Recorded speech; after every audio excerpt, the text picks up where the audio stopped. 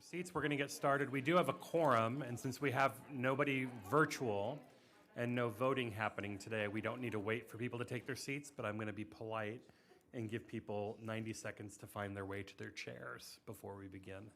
Give people a chance to get situated.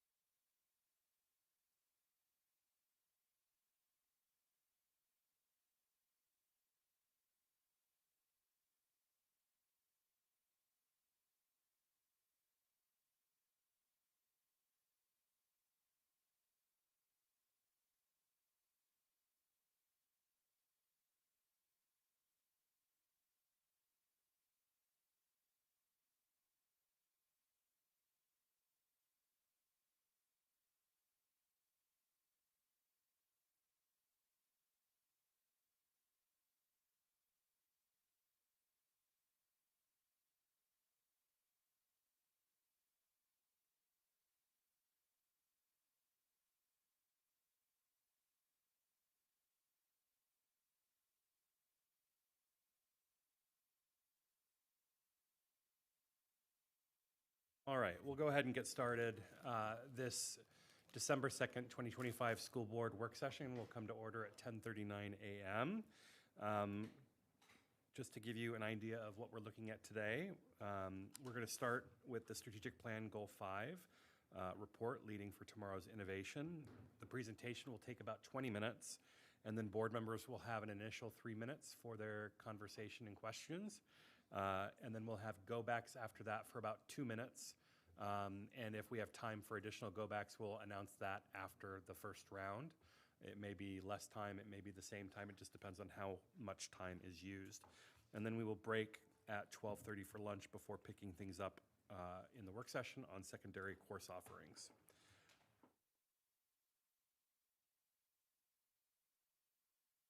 And Miss Lady will be keeping track of people who want to speak or ask questions. And I will turn it over to Dr. Reed. Thank you, Mr. Frisch. It's my pleasure this morning to introduce the team that's going to be presenting Goal 5. And we're very excited about Goal 5 as one of our early board goal reports. And I'm going to turn it over to Ms. Marcy Neal, who's coordinating the report. And if you can have the team introduce themselves, and then let's proceed. Thank you, Dr. Reed. Good morning to the members of the board. I'm Marcy Neal, the Assistant Superintendent for Strategy, Planning, and Learning. I'll turn it over to Dr. Presidio. Good morning. Sloan Presidio, Chief Academic Officer. Good morning, Artis King, Chief Equity Officer. Good morning, everyone. Giovanni Ponce, Chief of Schools. Good morning, everyone. Candace Hunstead, Executive Director of Strategy and Planning. And we also have several of our department heads and leaders with us this morning as well to support the board's conversation. So we can go ahead and bring up the slides and we'll get started. So our objectives for today are on the slide, as you can see, and we look forward to our discussion this morning with the board. For our public, today's presentation is on Goal 5, which is our Leading for Tomorrow's Innovation Goal. And in today's presentation, we're going to be covering strategic plan measures C through G with a focus on graduation success. And the full report is posted on Board Docs and does provide additional data for all the measures within the goal. During our last goal report, we talked about a strong start that we want for all of our students. And in Goal 5, we're going to be talking about the strong finish we want for all of our students as they leave FCPS to pursue their future goals and dreams. So graduation success is an important area for our continued focus, as 94% of jobs, all colleges and universities in Virginia, and most apprenticeships require a high school diploma. Graduation is a reflection of cumulative efforts, achievements, and supports along a student's educational journey, including their growth in learning in earlier grades, their access to and success in engaging coursework, and their engagement in school and exposure to content that connects with their future plans. Today, we're going to share two different ways that the VDOE calculates graduation rates. The first is looking at on-time graduation rates, which includes students who are in a graduating cohort who earn any of the Virginia Board recognized diplomas, which includes the Standard, Advanced Studies, or Applied Studies diploma. And this rate does provide additional time for our students with disabilities and multilingual learners who are legally permitted to extend their time to graduation to age 22. And we continue to use this on-time graduation rate as our accountability measure for our strategic plan reporting.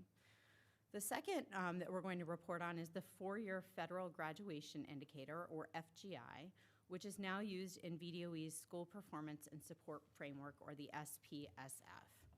This rate shows the percentage of students who earn a federally recognized diploma in 4 years.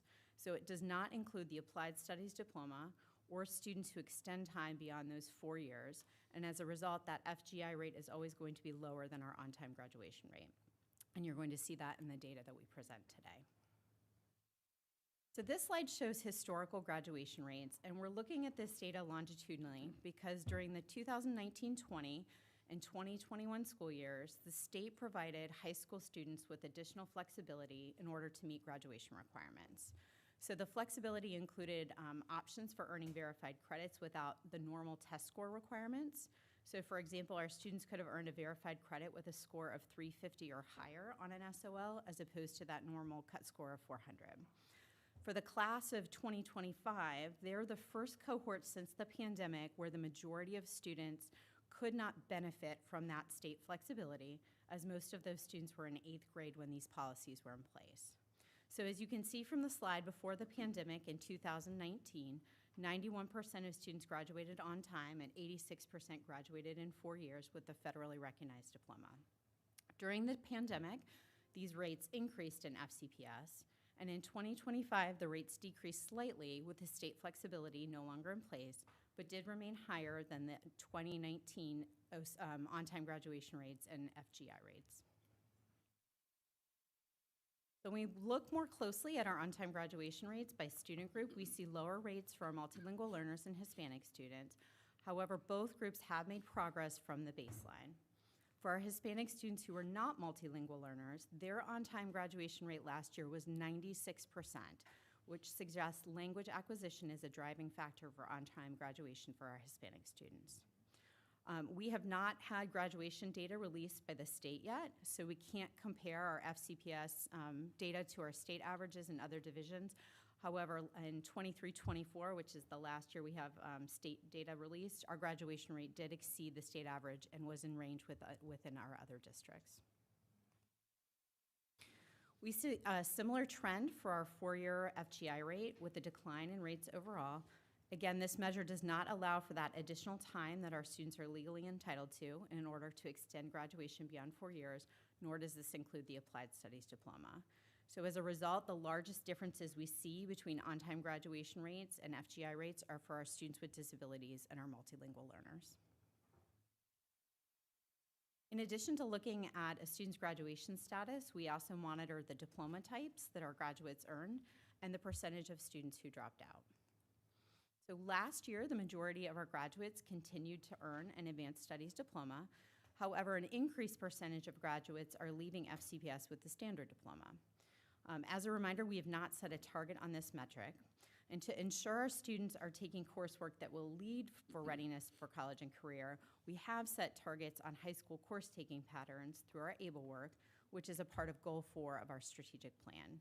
And so for the public, Goal 4 looks at the extent to which students are pursuing coursework that's preparing them for post-secondary. And by focusing on those course-taking patterns as opposed to a specific diploma type, we recognize there are several course-taking combinations that can provide students with post-secondary momentum and preparation for college and career. Last year, we saw fewer graduates with disabilities earning the Applied Studies diploma, with a greater percentage earning the standard diploma. So this is another data point where we haven't set a target, as pursuing this diploma is an IEP team decision. However, we have met the targets set forward in the state's annual Special Education Performance Report, which requires divisions to monitor and strive to increase the share of students with disabilities who exit special education services with a standard or advanced studies diploma. So in this slide, you see the decline in graduates with disabilities earning that applied studies diploma is due to the increase in those earning the standard diploma. So that's a good news story.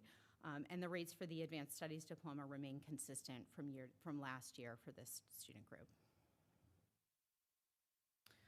On this slide, you can see longitudinal dropout rates by cohort, which includes students who withdrew without transferring to another school or students who have an unconfirmed status at the end of the school year. It's important to note that dropouts can occur at any point after a student begins ninth grade, but the data isn't counted in the cohort until in the cohort the student was scheduled to graduate with. So for some students, this could be more than 6 years after they first entered high school. So for example, if you look at the 2025 bar on this chart, you can see the dropout rate for the cohort.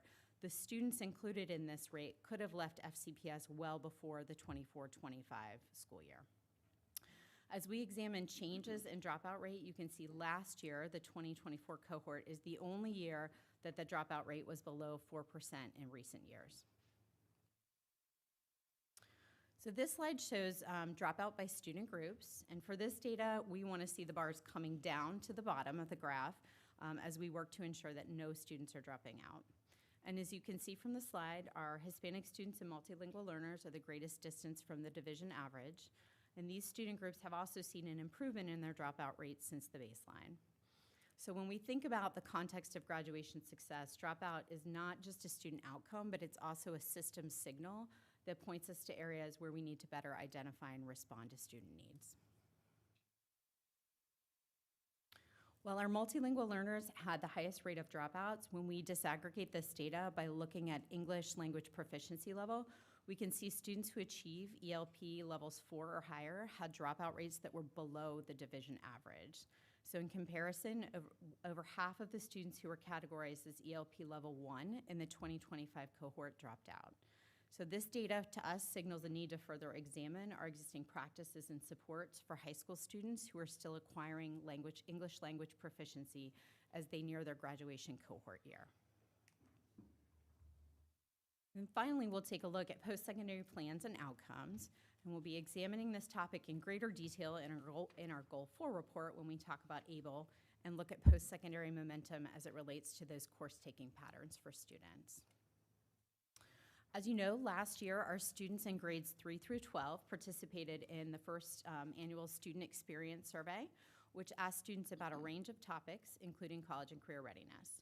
So specifically, students were asked if they were aware of colleges and careers that matched their interests, which is the first row on the slide, if they were confident that they would go to college and or have a career, and if they were taking courses now that were needed for college and career, and finally, that what they learn in school will prepare them for college and career. So overall, we see that most of our students feel prepared and confident about their post-secondary futures, and this high level of self-reported readiness likely reflects positive school-based experiences and a strong culture around college and career.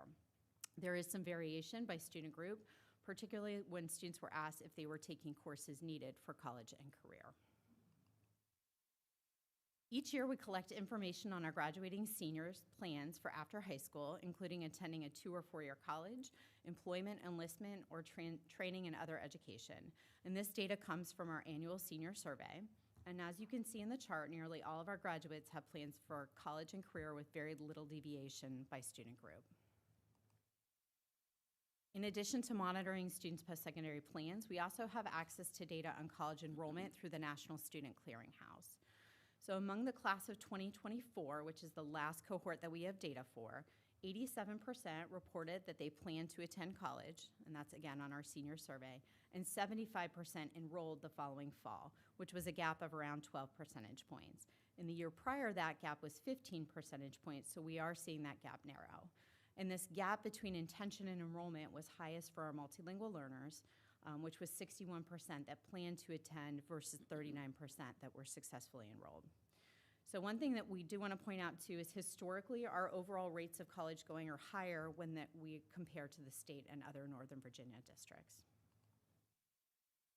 So this is data we're newly including in Goal 5 reporting, which looks at post-secondary outcomes of students with disabilities and pulls from the VDOE special education performance reports that are a part of the requirements through IDEA. This data specifically looks at students with disabilities who are age 16 and older who are no longer enrolled in secondary school, including those who dropped out. And then for each of these metrics, FCPS has well exceeded the state average, with the majority of students enrolled in an institution of higher education, training, or employment after high school. And then finally, we're going to share the work that we're doing focused on increasing graduation success. So for each of these 3 strategies, I'll share some of the actions we're taking, and there are some additional details that are provided in the full report. Because graduation is based on students earning sufficient credits to graduate, our first strategy is focused on providing multiple opportunities for students to complete those requirements, including first-time credit accrual and credit recovery, as well as monitoring progress towards graduation.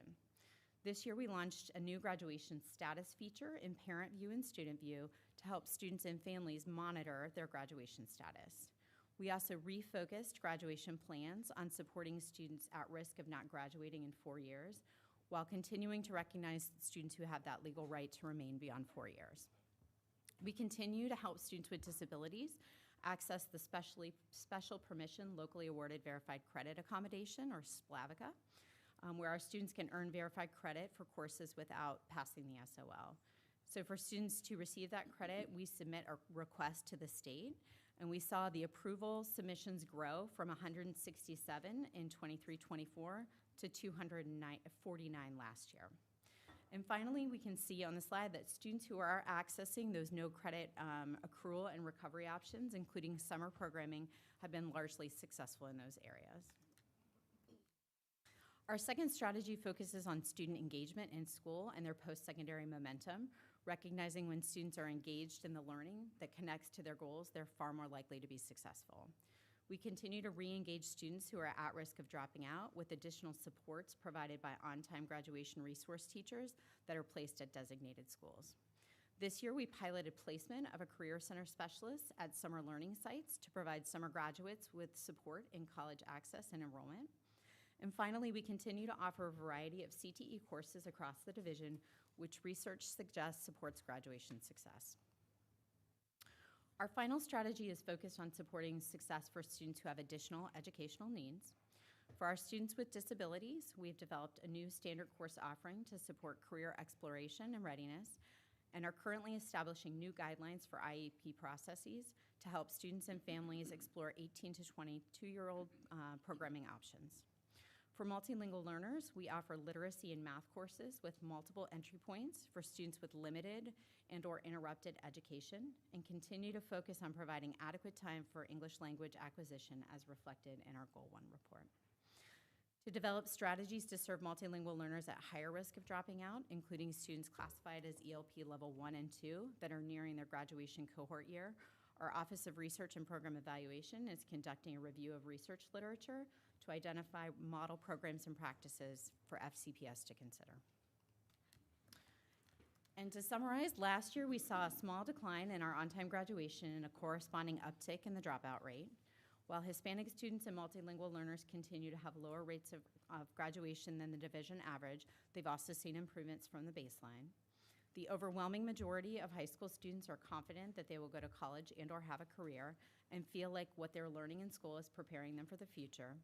And then finally, of the high percentage of students with post-secondary plans to go to college, most were able to achieve their plans. So as we conclude our Goal 5 presentation, I want to note the interconnectedness between Goal 5 and our other 4 goals. Graduation success in many ways relies on our remaining goals, including students having a strong start no matter when they begin their journey in FCPS, students having a sense of belonging in their school that leads to positive engagement, a foundation of early learning that supports subsequent academic success, and the ability to access a broad range of offerings that support pre-K through 12 success and prepare students for a rapidly changing future. So this concludes our presentation. I'll turn it back to our meeting managers. Thank you. We'll get started with Mr. Moon. Thank you, Mr. Frisch. Thanks for the presentation. A couple of questions to start with. Before I ask questions, I absolutely agree with you about the importance of high school, getting a high school diploma for anyone, not only just in Fairfax, but anywhere in the U.S. With that said, the relatively high dropout rate, the uptick that we see, and I understand about the strategies we are trying to implement, and I appreciate that. Even with those strategies, we have students dropping out. Do you conduct any assessment or interview after they actually drop out? And especially in efforts to hear from them if there was anything that school system could do better, could do more? I think what I would say to start is, first, I appreciate you starting this discussion with the dropout rate, because I think that's probably the most troubling data point in the report, right? Any student who's not graduating is not a success in terms of our division's work with that student and family. So, your specific question about collecting information from students when they leave, we try really hard as soon as a student kind of hits that 15-day drop mark, right? That's when they would kind of be triggered for dropout risk. Our counselors, our on-time graduation coordinators that we have, I think, in 12 of our high schools right now, do extensive outreach to try to find those students and get them reconnected to school. Oftentimes, they've been working with those students before they drop out, trying to mitigate any types of issues or barriers that we can as a school system. Some of the largest factors driving dropouts that we find are students feeling too far behind in terms of credits. So they're getting to that age, 17, 18, where they see their peers graduating and moving on, and they realize that they still have 2 or 3 years maybe before they would be able to complete all of the graduation requirements. And typically, when I talk about students like that, I'm talking about students that maybe transferred in from another country. Maybe they had interrupted formal education, so they had a gap in their learning that caused them to get far behind. So feeling just overwhelmed by the amount of work that they need to do and the age that they're at is one of the big factors. Another big factor are just like their personal family responsibilities, needing to work and earn money either for themselves or for their extended family. Those are 2 of the biggest reasons. And I feel like at some point we're going to need to find more flexible options to keep students engaged, because students that fall into those categories typically we're referring to our alternative high schools or our adult high school, but we're not having the success in those programs to help the kids graduate that we would like to see. So we're going to need to think of some new strategies, ways to extend the school year perhaps for students, more flexible credit earning opportunities, and we're doing some of that now. Giovanni's team's doing a great job leading a lot of that work with credit accrual through technology, through high-impact tutoring, lots of things to try to get kids on the track to success. But when they're so credit deficient and they have some of those societal factors, it's hard to keep them enrolled sometimes. I want to add that, thank you. Indeed, I have been meeting with students that just dropped, and we have been working with my team.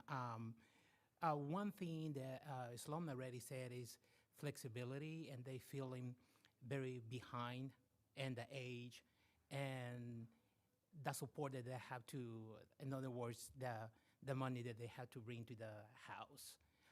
Most of them, I will say more than 75% of the students who drop, they are level 1. The majority are level 1, and they are over age, and already they feel overwhelmed coming to the school and having to perform, learn, acquire the English, and work as well. One of the biggest that really touched my heart is a group of children that they have to have 2 jobs and go to class as well. And that's why we are preparing something that Dr. Reed is going to probably present in next semester, is flexibility. How can we actually provide that kind of flexibility to the student and making sure that they can acquire those accelerated learning, acquire that language, get the credit, and have enough time to work. One of the biggest things that we could work all together as a division is to see how we can provide somehow, not no money, but get partners to make sure that they have a job where they can have some money, study, that they can go to school as well, and at the same time acquire the language. Thank you. I'm encouraged to hear that we may be hearing something from Dr. Reed from next semester with a more flexible options, because I'm sure you will agree with me that we don't want to give up on these students who maybe a lot of times may not have much other choice but to drop out, given that they may be very much behind in getting unnecessary credits, or they have financial obligations for the families or language barriers, etc. But at the same time, I mean, as I said at the beginning, as you presented at the beginning of your presentation, that having a high school diploma will go a long way for anyone to continue pursuing their careers. Okay, thank you. Thank you, Mr. Moon. Dr. Anderson? Thank you. Just kind of picking up on that, one of the questions that I had before Mr. Moon made his statements and you provided your response was around the analysis of who are these kids. Clearly, you've been able to articulate that. Is there any way it could make its way into the report so that we can just read who it is that we're talking about when we're discussing dropouts? And more particularly, I would love some information about what are the grade levels, like who are these kids, the demographics, all of the data you typically collect, if you could include that, because that's helpful to know who we're targeting, because the approach will be different. But I feel like I don't know who these kids are in order to give informed feedback on Dr. that. Reed? Sorry, Dr. Anderson. Yeah, we have that, Oh. we have that analysis, I believe we provided under separate cover Oh, okay. Where would that be? in your email. Okay, I will check my email on that. Thank you. Were you going to say that? Just Yeah, 1 second. Oh, thank you. I'm sorry. Yeah, no, it's very difficult, and probably I shouldn't be saying this at this point, but I really don't want to stereotype one very specific group of students, and that's gonna be very difficult if we just. That's why we are talking just right here at large. But I think that was said already. Okay. Good. Yeah. The other piece that I wanted to ask when it comes to how we can be more strategic in keeping the students who are dropping out based on whatever their variables is, how are we using apprenticeships and those kind of CTE opportunities that can result in really good paying job almost right away out of high school? How does that play in terms of the strategies? Yeah, the apprenticeships are kind of at one end of the work-based learning continuum, right? Like that's kind of the ideal in a sense, that you're in this paid apprenticeship program and on track to a future career in a recognized trade. That's hard to get for students who are under 18 for liability reasons and insurance reasons. So we think about this work experience kind of continuum and getting students in any type of work-based learning experience where not only can they be earning wages, as Dr. Ponce already talked about, see that connected to the academics in their course of study on a track to a high school diploma, and ideally trying to even sometimes get credit for some of the work-based learning experiences that they have. And we're advocating a lot to the State Department of Education to try to get more flexibility to award credit for work-based learning experiences, because if you can get students on that track to success, that kind of dual track of career opportunities, academic opportunities, so that they can continue along that parallel track. I think that's one of the ways that we can incentivize students to stay engaged with school. But, I mean, we are somewhat limited in our ability to help students find paid employment. So, I mean, that's definitely a growth area for us. I want to add a little bit also with that. And we have been working very tight with the CTE, which they are doing a phenomenal job. Sometimes it's very difficult for our students, for that group that you are mentioning, because some places require students to have a social security number. And that is one of the biggest factors that I really want that we have here on the table, that we have some other barriers that we don't see it, but they are there. However, we have been working very, very hard together. Something that I want to just actually to celebrate is Brian, which I don't call Brian Alternative School, I call it Brian Career Center. This is the new name for Bryant, which we have been working very, very hard. And anytime that you want to go and see it, how it is going to be expanding, that's a phenomenal place. You see students from different places, different high schools coming to learn to become welders. They are learning welding. We are about to start barbering as well.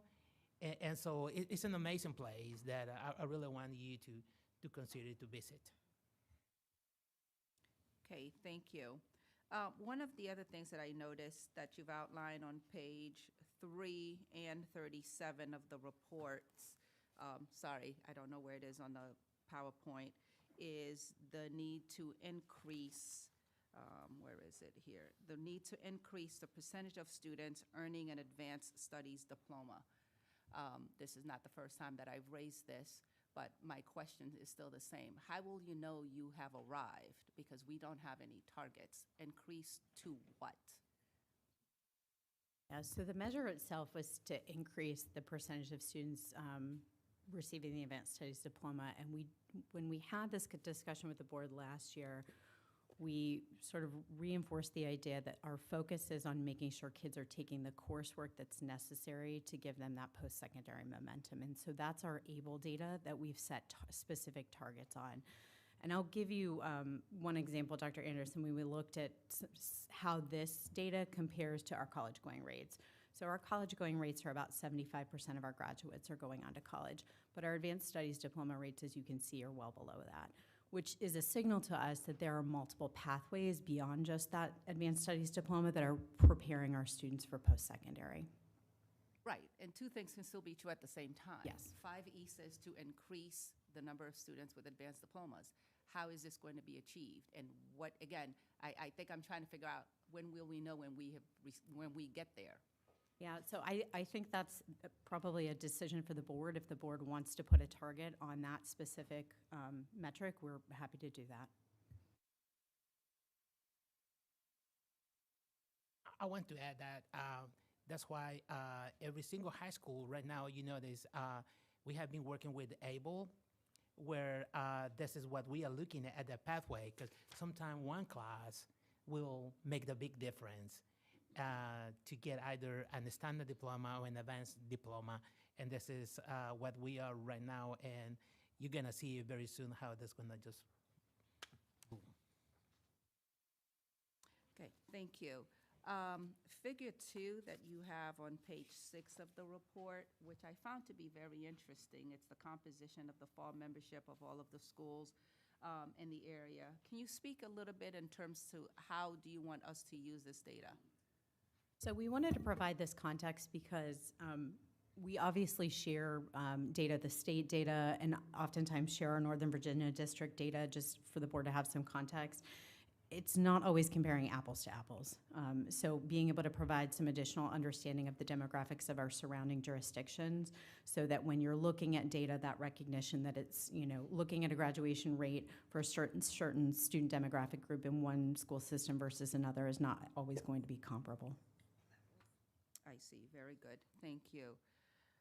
On page 8, where you started to bifurcate between the OGR and the FGI. I'm assuming we now have this two sets of data because of our new accountability measures. So I appreciate the response to that. Can you speak a little bit, well, I think you've shown that, but I would love for you to highlight a little bit in terms of which groups are the most negatively impacted when this accountability measure is applied. So when you compare the FGI and the on-time graduation rate, you see the biggest impact for our multilingual learners and students with disabilities. Because the FGI does not include the Applied Studies Diploma, which is an option for our students with disabilities, and doesn't allow for those additional years that both our multilingual learners and students with disabilities can access, their graduation rates are not counting into those FGI data. Because I have 5 seconds left, this last piece is just a clarification. On page 9, you have an adjusted cohort. Can you explain what that is? And I'd like to go back, please.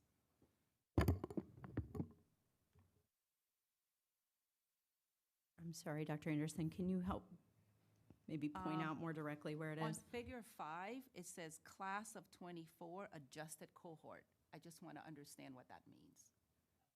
That would be for students who are sliding. So adjusted cohort means the cohort, again, for on-time graduation allows for those additional years for students to slide in and out. So when we talk about the cohort, it's that adjusted cohort. That's correct. Thank you, Dr. Anderson. Ms. Marin.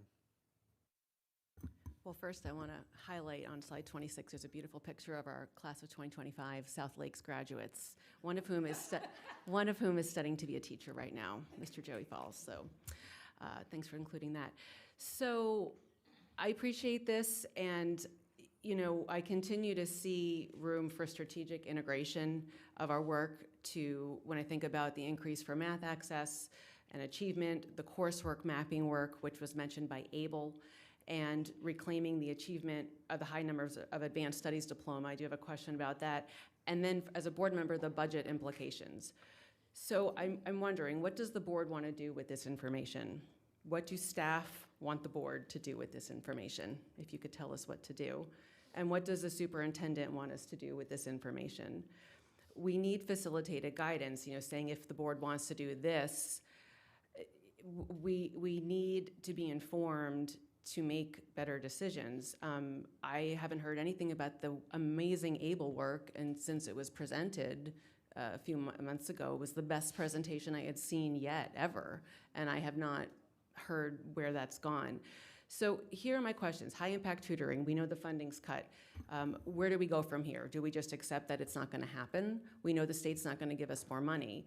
Are we applying for grants? Do we ask for local business partners for a real proposal? How can the board help continue high-impact tutoring? Is that a budget item that we should be looking for?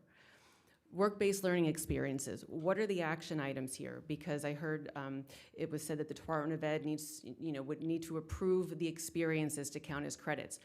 Arm us with that information in a strategic and timely manner so I can go to a legislator and say, this is what needs to change. I have said the same thing year after year, though, so I'm not sure what's going to change this year.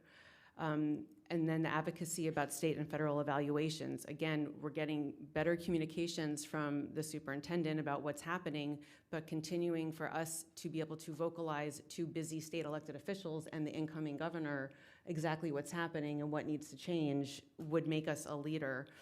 So, I'm trying to understand how the strategic plan work is directing the board to make decisions about recurring and now growing problems that cause students to drop out or even be interested in school and have a meaningful education and plans for their futures. I heard yesterday, I took Delegate Karen Keys-Gamarra to Western High School. She hadn't seen it yet. And there was a discussion, among us and the superintendent about Western High School being a traditional program. And talking about removing innovative physical structures to make more traditional learning approaches we have in Fairfax, while we're hearing that kids need flexibility. So I'm just not seeing where the rubber meets the roads in our decision-making. How do we take what you're providing and make things happen with that information? And I will continue with a go back. Thank you. And I'd welcome feedback from the superintendent on any of that. So I think that there are a number of questions you raised, I think. I think this information is helpful in setting, number one, checking in on the measurements that the board has set as part of the strategic plan and wanting to make sure that we have annual reporting on that. And I think it absolutely is responsive to the measurements in the strategic plan. I think this particular goal has a number of facets. We've focused on dropouts here for the first part of the presentation, and there's some aspects to that that are unique in this past year that I think we've all acknowledged. I think that further, as we look for more alternative ways to provide instruction, we are going to need some leadership as well from the Commonwealth Department of Education chair, or from that seat. It's clear, I think the work-based learning options were actually cut back in this last administration, so we're hopeful that those are going to increase with the next administration, because it's clear that workforce learning is a priority but not understood by all agencies that have an opportunity to inform it and potentially support it. So I think we are providing feedback. I've shared several of the correspondence documents with you as a board that we've provided to the Virginia Department of Education and will continue to provide. I think that the protections for all of our students continue to be something this board advocates for and need to continue advocating for. I think in the last Friday letter, I recommended 2 bills that were up that we would consider supporting, in particular, that are supportive of our students here in Fairfax and across the country, frankly. The ABLE work, we're happy to come back. I think we're planning an annual update on that work. We just had another meeting with principals, and I know I met with Stephen for over an hour the week before the Thanksgiving break week. So there's really outstanding work occurring in that department, in that area. So I think there are a number of positive pieces moving forward. I think the tutoring, there's certainly data that supports that, but to your point, Ms. Marin, I don't think there's going to be new budget allocations for tutoring. So Dr. Ponce has provided, and I shared in a Friday letter, a plan for how we could continue high-impact tutoring, and I think I can ask him to speak to that right now to close out what I think are responsive comments. So Dr. Ponce, if you want to talk about the tutoring work that you're working on right now. Yes, thank you. And indeed, I think that that was provided a possible solutions. And at this point, I really would like to ask Ms. Mary Lemon, since her team and everything, we work together for a plan, and I know she's anxious to answer that. Thank you so much, Dr. Ponce. Yes, we have provided a few different scenarios for funding tutoring moving forward, whether it's utilizing Title I dollars just for Title I schools, or utilizing operational funds for all schools and Title I schools.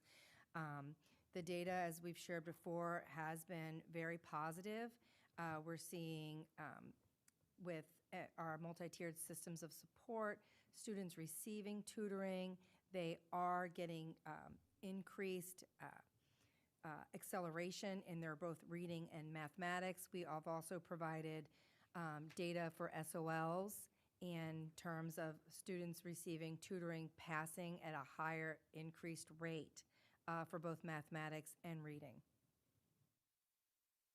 Thank you. Also, the word flexibility, we are looking at, there are some teachers that they are not teacher of record, that they definitely could start a little bit late and late, so students can have after-school intervention.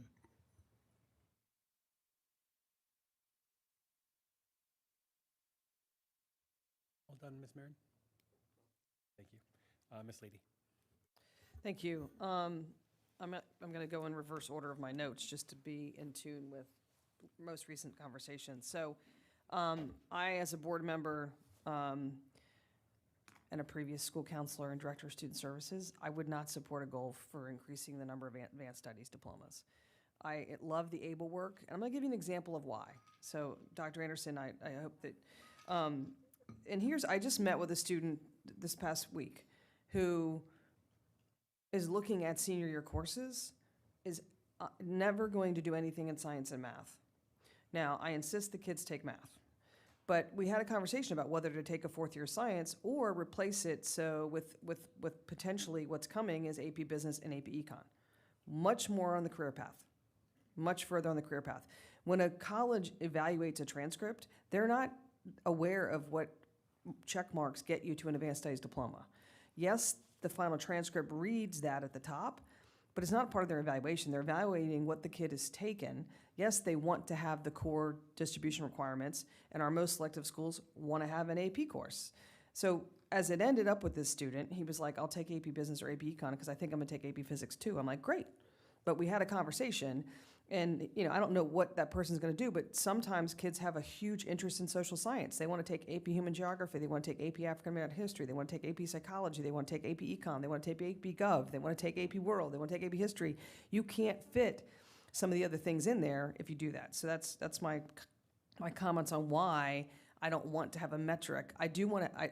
I like a goal surrounding more standard and less applied. I'm very supportive of that and the work that we need to be doing there. I just want to also just, again, mention to folks, because the metrics, under the previous administration here in the state have changed in limiting the number of semesters multi-language learners can acquire language. But the students that we get to, level 4, 5, and 6, and especially all those who exit, 96% graduation rate and a dropout rate that's below our average. So we do know we're doing great work with fidelity when we have time with our students to teach them and allow them the time to access education. The other thing in terms of work-based, I've shared this before, and I'm hoping this will be some of the work that maybe we can challenge with the state. But to give an example is, let's look at auto tech. We're over capacity every year. So why can't our level 3s go to a job site? Well, the reason is the state won't give us credit if we don't have a teacher of record. Those are the kind of things we need to navigate to make work-based work. And that's just one example. So I have some other comments. I'm out of time, so I'll probably take a go back later and might have some specific questions. Thank you. Thank you, Ms. Lady. Ms. Sizemore-Heiser. Good job. Thank you. I don't want to repeat some of the comments my colleagues have made around our multilingual students and the concerns I have. I'm glad to hear the work that you're doing. I love Bryant Career Center. Years ago, Chad Clayton at Davis said he rebranded Davis as Davis Career Center for a similar reason. So I love what you're doing there. And I know there's concerns and a lot of work to be done, but I want to focus on something that I haven't heard talked about yet. And that first question, this is probably for you, Dr. Reed, but when we first had this Goal 5 report, one of the things I brought up was there's H, A through H, of the measures here, and we're focusing on 2. And the answer made sense to me at the time, which is we need to focus on these 2 things, get them done, and then, because you can't do everything at once, you won't be able to do it well. I agreed with that. However, a couple years later, the question I have first to begin with, and I think this is even more important as we talk about in getting our kids ready for a future that's different than ours, that may be an AI future, is B, attainment of FCPS portrait for graduate competencies in digital and financial literacy. And I don't see anything in this report, and I'm sure there's work being done, but I would love to hear more about, especially when we talk about those portrait of graduate competencies of communication, collaboration, teamwork. These are the skills, I hear it from companies, I hear it from everybody that they're looking for in our graduates that sets us apart in an AI world, but there's nothing in this report about it. And I would love to see us to know that we're starting something. I'm sure we are, but I don't see it, right? We talked a little bit about the multi-pathways and work-based learning. I understand some of the state concerns, but students innovating and preparing for the future. I know I've heard and I've seen in Friday letters and I've seen in your about different innovative things students are doing, but how are we consistently embedding that for all students? I would love next year's report to talk about those. Yes, please do. But I would love to have it in the report next year. Yes, ma'am.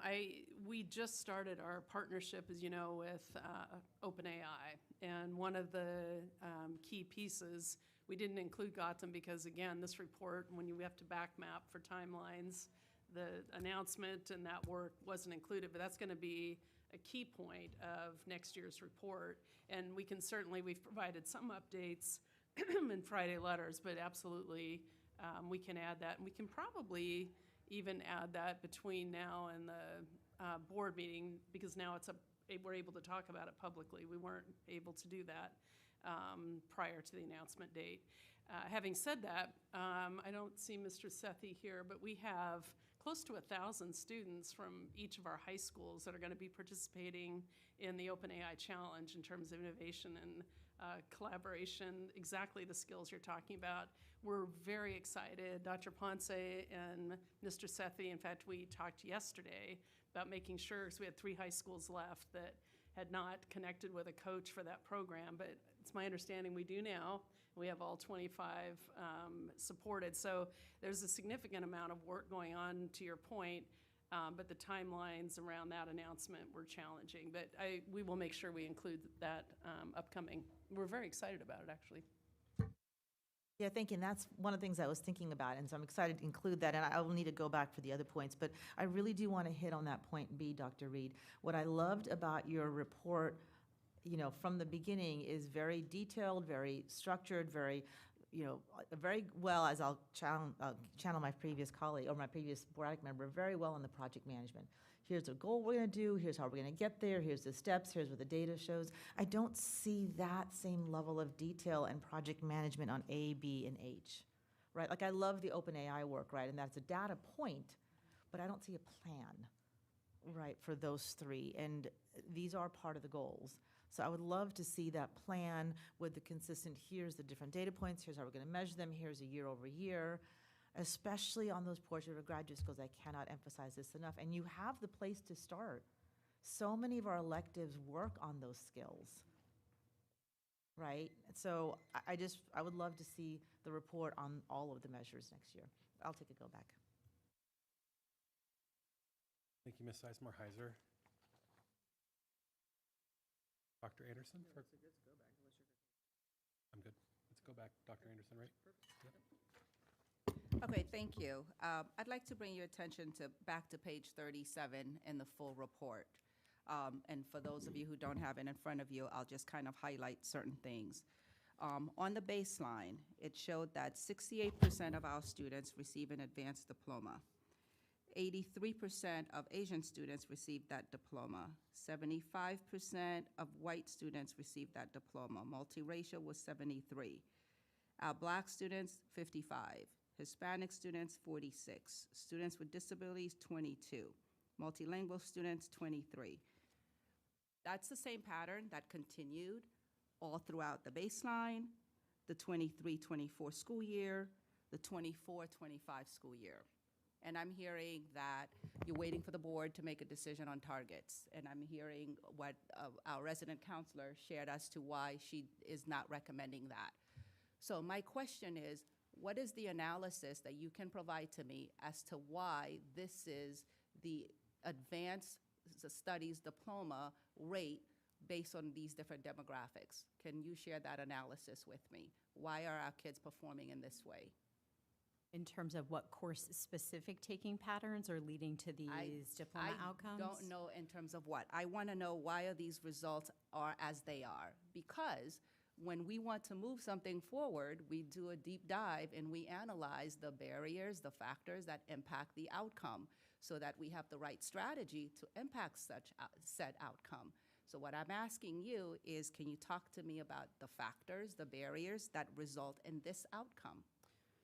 Sure. So I would say, and I hear Mr. Smith saying the same thing, that is the analysis that the ABLE work does. It's looking. Okay, so give me the quick summary here if you are able to. I hate to use the able to. Sure. I mean, well, the differentiation between a standard and advanced studies diploma, which is in the appendix of the full report, is looking at students who essentially are taking an additional year of math, science, the world language, and social studies. So these are the differences you're seeing is as a result of student choices around courses that they're pursuing, and potentially for some of our students who are transferring into FCPS after the start of 9th grade, opportunities they may not have had prior to entering our school system. So what I'm hearing from you is our poor students, economically disadvantaged students, our Black students, our ML students, our students with disabilities are making different choices. I think this comes back to the ABLE work, which is about what guidance students are being provided, what guidance families are being provided. I know this has been a topic that's been raised with the board over several goal reports, the academic advisement process that's happening, making sure that is consistent for all families and students. I'm going to just boil it down a little bit more. I think we can all come to, there's certain things, information you could provide regarding our multilingual students who don't yet have the language, perhaps accessing advanced academics. You can make similar deductions regarding other groups. I don't know what those deductions are regarding our Black kids. Why is that data as such? So Dr. Reed, that's some information I would like, and I'd like to go back if possible. I think, Dr. Anderson, if I may, some of that analysis will come as a part of the Goal 4 report as well. Ms. Marin? Yes, thank you. Regarding the Advanced Studies Diploma, I'm sorry if I missed it, but do we know why there is a decrease in the achievement of advanced diplomas? Advanced studies? In terms of like what specific courses are driving that or student decision-making around it? Why is it happening? Why is that number going down? So we'll be able to see that when we look at the ABLE data. Okay, well, and I understand, and Ms. Lady, I appreciate your education on this and would welcome far more education to this board about what students need to go to college, the course selection process, and the college admissions process. This is something I don't understand how we can make decisions when we don't know. I'm experiencing it as a parent right now with a 10th grade student, and I could tell you, I have advantage, I have ability, and I have resources, and I am still unclear, okay? For me, I do wonder about the Advanced Studies Diploma and language, because that was a tough decision for my kiddo, who took her first world language course in 9th grade, ever. When I look at the heat maps from, I forget which report this is, so I see that we have 2, 4, 6, 7 world languages offered in elementary, but as we know, half of our schools have no world language, some have immersion, some have just the FLES. When I look at the languages offered in middle school, we're adding in American Sign Language, Korean for heritage speakers, Spanish for heritage speakers, and Latin. And we have one dual language immersion middle school program. When I go to high school, we're offering Russian and Vietnamese. When I look at middle school, the middle schools I mainly represent, Hughes and Thoreau, have 2 languages. Kilmer I represent, some have 4. There's a school that has 5. What can we deduce from this, folks?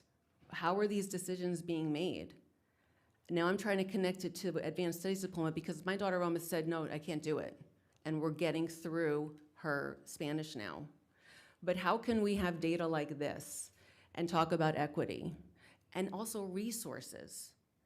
So this conversation is going to come in the next round, but when I hear the superintendent say we're going to get an annual update on coursework mapping, an annual update, this is the work, guys. This is how much does this cost? Why is it inequitable? I got kids going from Fox Mill Elementary over to Carson because that's where the Japanese program is, not at Langston Hughes. And then we get into boundaries.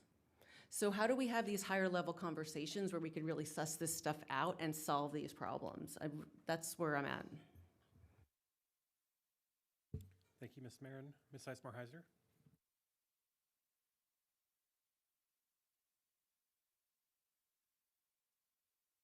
All right, I have a couple comments on the slides themselves. And again, I'm going to try not to talk about some of the things my colleagues have talked about.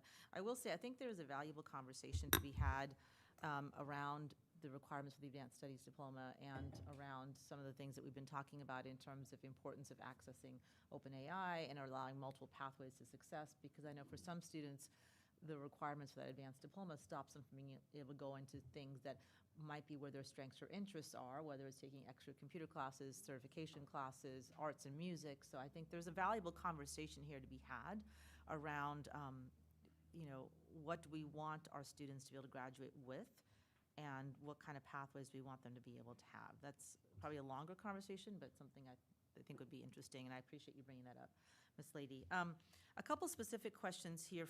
One, I wanted to explain a little bit my conversation, Dr. Reed, and I might need to go back, I'm sorry, about why I was talking about those other measures in the goal. And, I've often talked about a needs perspective versus a strengths perspective. And we need to get everybody to graduate on time if it's appropriate for them, talking about our students with disabilities or multilingual students who could benefit from the extra time that they're allowed by law to have. But in general, we need to get everyone to graduate. We want them to have post-secondary plans, right? So, but that's the floor. That's a baseline for any school system, right? We're Fairfax. These reports are aiming to a floor. I want these reports to aim to our strengths. You can't get to everybody's strengths without getting them to the floor first. So that comes with the territory. And we absolutely need to focus on the things that are in this report for some of the students where these gaps and the flexibility you're talking about. We absolutely don't want to take away from that. But these reports are aiming towards a floor. I want to see a report that's aiming towards the ceiling and talking about how we're going to get everybody past the floor in the process. That's the big picture, I think. That's what Goal 5 was supposed to be about. So I'll leave it at, and I'll go back. Thank you, Mitch.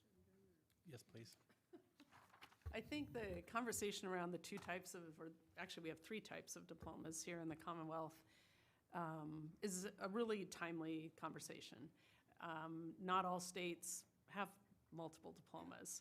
And I do think that there are several points being made around skilled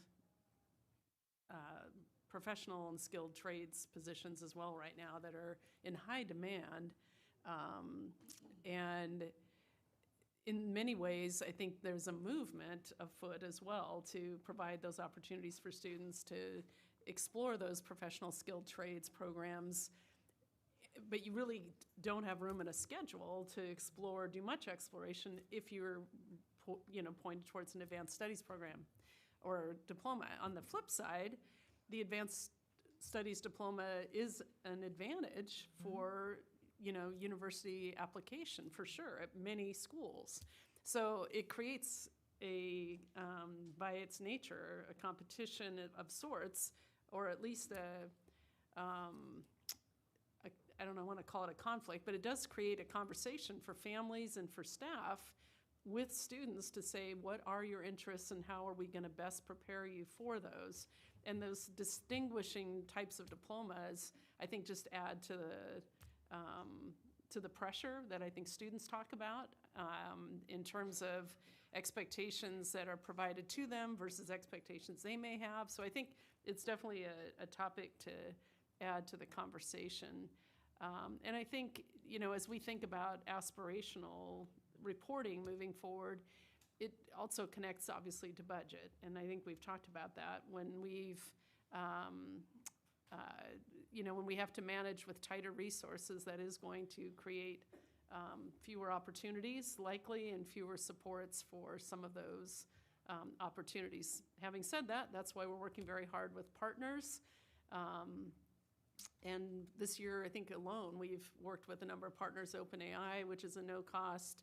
We're working with the FAA right now on some aerospace pieces. We're working with the Department of Defense on some elementary STEM pieces, because we're going to need to bring in partners that can fund opportunities for our children that we're not able to. So I think connecting those dots, and I think Ms. Marin also spoke to that, right? What are the resource needs to provide the experiences we expect in Fairfax County?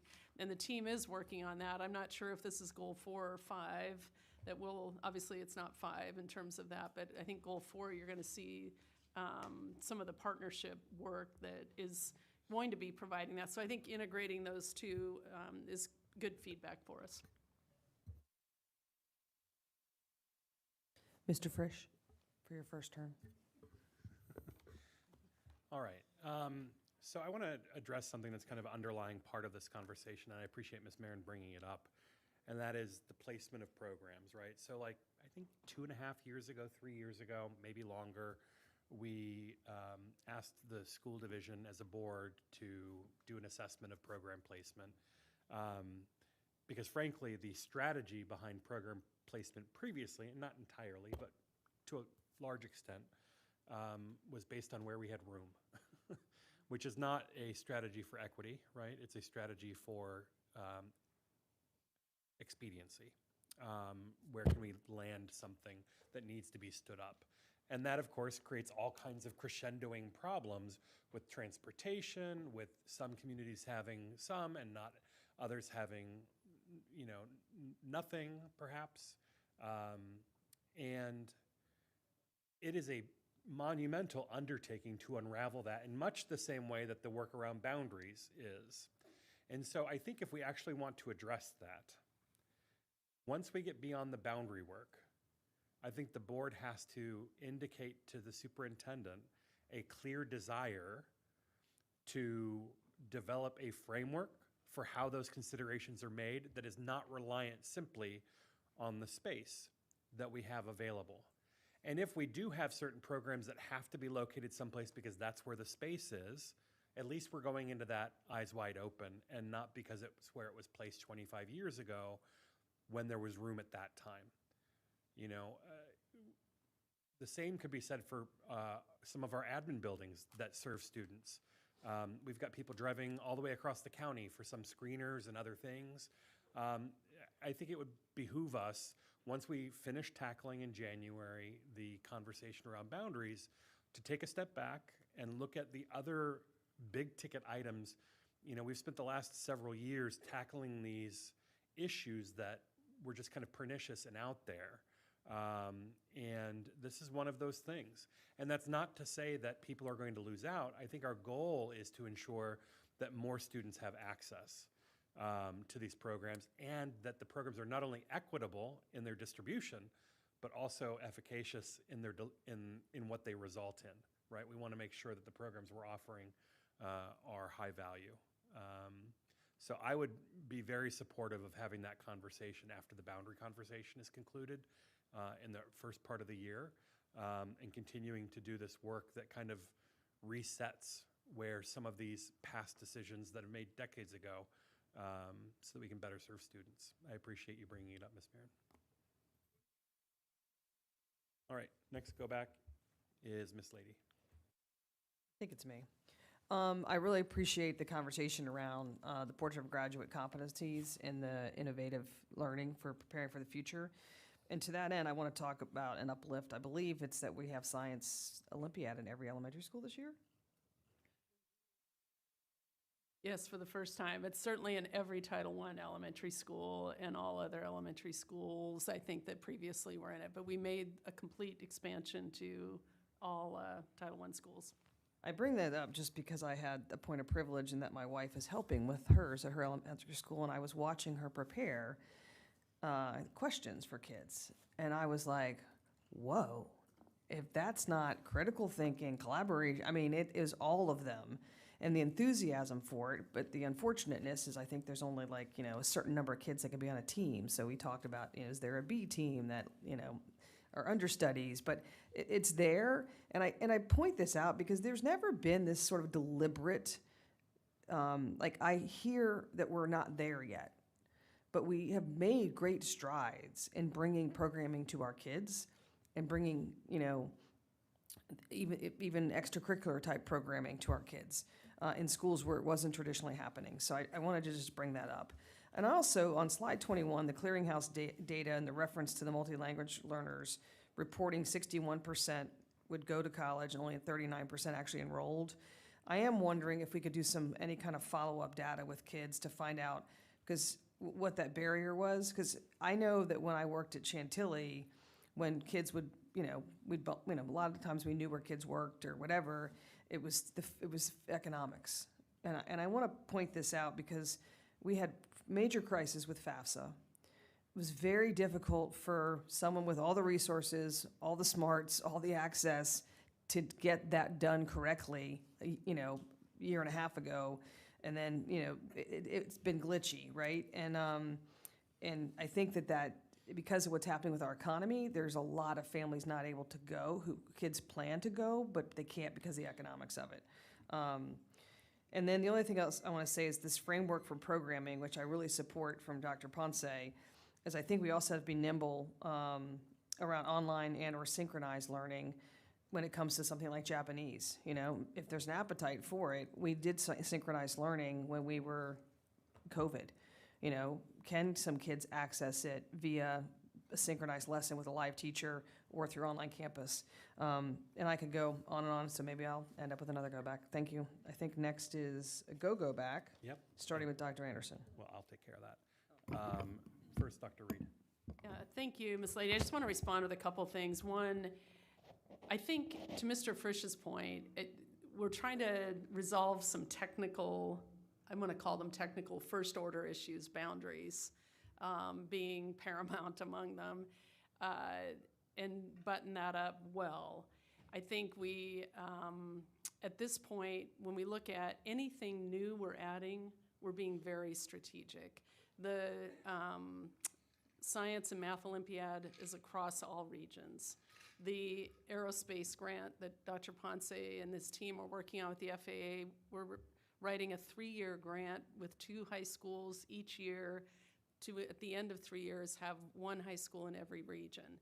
And so what we don't want to do with any of our new planning or program placement is exacerbate the current and, if you will, long-standing inequities of placement. So I think while we're making sure that, same with our robotics rollout, we're rolling out robotics across elementary schools in all regions as well. So what we want to do is make sure that anything new is equitably accessible while we begin to tap the current placement of a number of programs that we don't currently have the budget capacity to add everywhere at this time. So I guess it's a layered approach in the sense that anything new is being strategically located across the division, and as we are able to, we'll be adding or hopefully be able to resolve some of the other accessibility issues. Ms. St. John Cunning? So first of all, I want to thank everyone for this robust discussion, and I want to thank the team for a great report. And I also want to thank the people that are down on the ground and in the trenches making this happen. I mean, we're sitting here and we're looking at a lot of data, but so we know that really what makes this happen are our staff and our teachers that are in the building, that are working with our kids, that are facing all these challenges with children that come in with different needs and are getting them to where they should be. And although we say we're not there yet, I think we've done a lot of great work, and I think that the numbers show that. We got to remember that kids are not numbers, though, that they're people in their individual needs or situations that sometimes we can't capture in the data.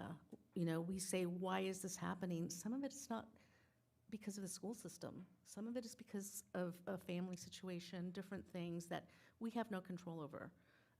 We can encourage kids to take advanced courses. We can explain it to them, but sometimes parents and kids don't want to do that, and we have no control over that, and we have to recognize that. I want to talk about program placement and talk about, yes, I think in the past it was put where there was room. I also think in the past some of these programs were put where there was a lot of community advocacy or specific school board advocacy, and things were not done in a holistic way and looking at everything as a division. And I think we have to acknowledge that. I've worked in the system long enough, and I've known long enough that there were pet projects for certain people, and that's why it got done when it might not have been the best for the entire system. We have to own that, and we have to fix it. I also want to say that equitable access is important, and we talk about it up here on this level, but let's remember that equal does not mean the same for every community. What some communities may really want in one part of the county because we're so big are not going to serve the other part of the county. So just because we're saying we want Japanese everywhere, I can tell you in my part of the county, there's not an appetite for that. So equal does not mean the same. We just have to recognize the different needs in the different regions in our division. And that's the curse of our division, and also the beauty of our division is that we are so big, but equal is not the same. It's getting the programs to the community where they need them. So I just wanted to put all of that out there and just really thank everyone for the work they're doing. I think everyone should be proud of what we're doing. And yes, there is always room for improvement. And I think that this board is committed to improving and supporting our students to get what they need and supporting our staff so that our kids get what they need. Thank you, Ms. St. John Cunning. Dr. Anderson? Thank you.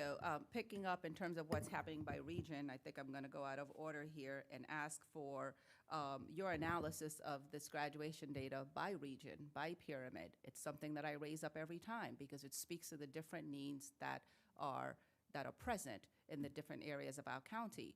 And yes, I do acknowledge all of the variables that exist, not all of them are within our control, but we still have to know what they are. And just being in the dark about what those barriers are does not serve us to move the needle forward. So speaking of barriers, I think on page 17 of the report, figure 17, you talked about factors linked to higher graduation rates. Are these factors, can help me understand what these are meant to be? Sorry, Dr. Anderson, can you give me a page number? 17, sorry. It's, thank you. Yep, so this is what the research, the national research on what factors contribute to students being successful and graduating successfully. Okay, so these are not specific barriers to FCPS. Correct. So link it for me. How am I supposed to utilize this when it comes to FCPS? So I mean, we would make the assumptions that the national research would hold true to what we're seeing in our local context. No, not that. In terms of, are we successful in these areas that are impacting graduation? Do we have gaps? What are the barriers that exist here that are related to these factors? Yeah, I think some of what Mr. Moon sort of started us out with in this conversation of understanding individual student factors that might be contributing to dropout or to challenges with graduation is some of what we've got in place. So thinking about early warning systems that help us identify quickly when students either through assessment or attendance, right? How do we start to intervene? Those are some of the systems that we have in place in our division. Some of those are going to be things that we can see within our data, and some of those things are going to be conversations that our schools are having with students and families to help support their success with graduation. Okay, thank you. Just two more quick things. Dr. Reed, I appreciate the comments that you made regarding the advantages that are provided to students when it comes to advanced diplomas.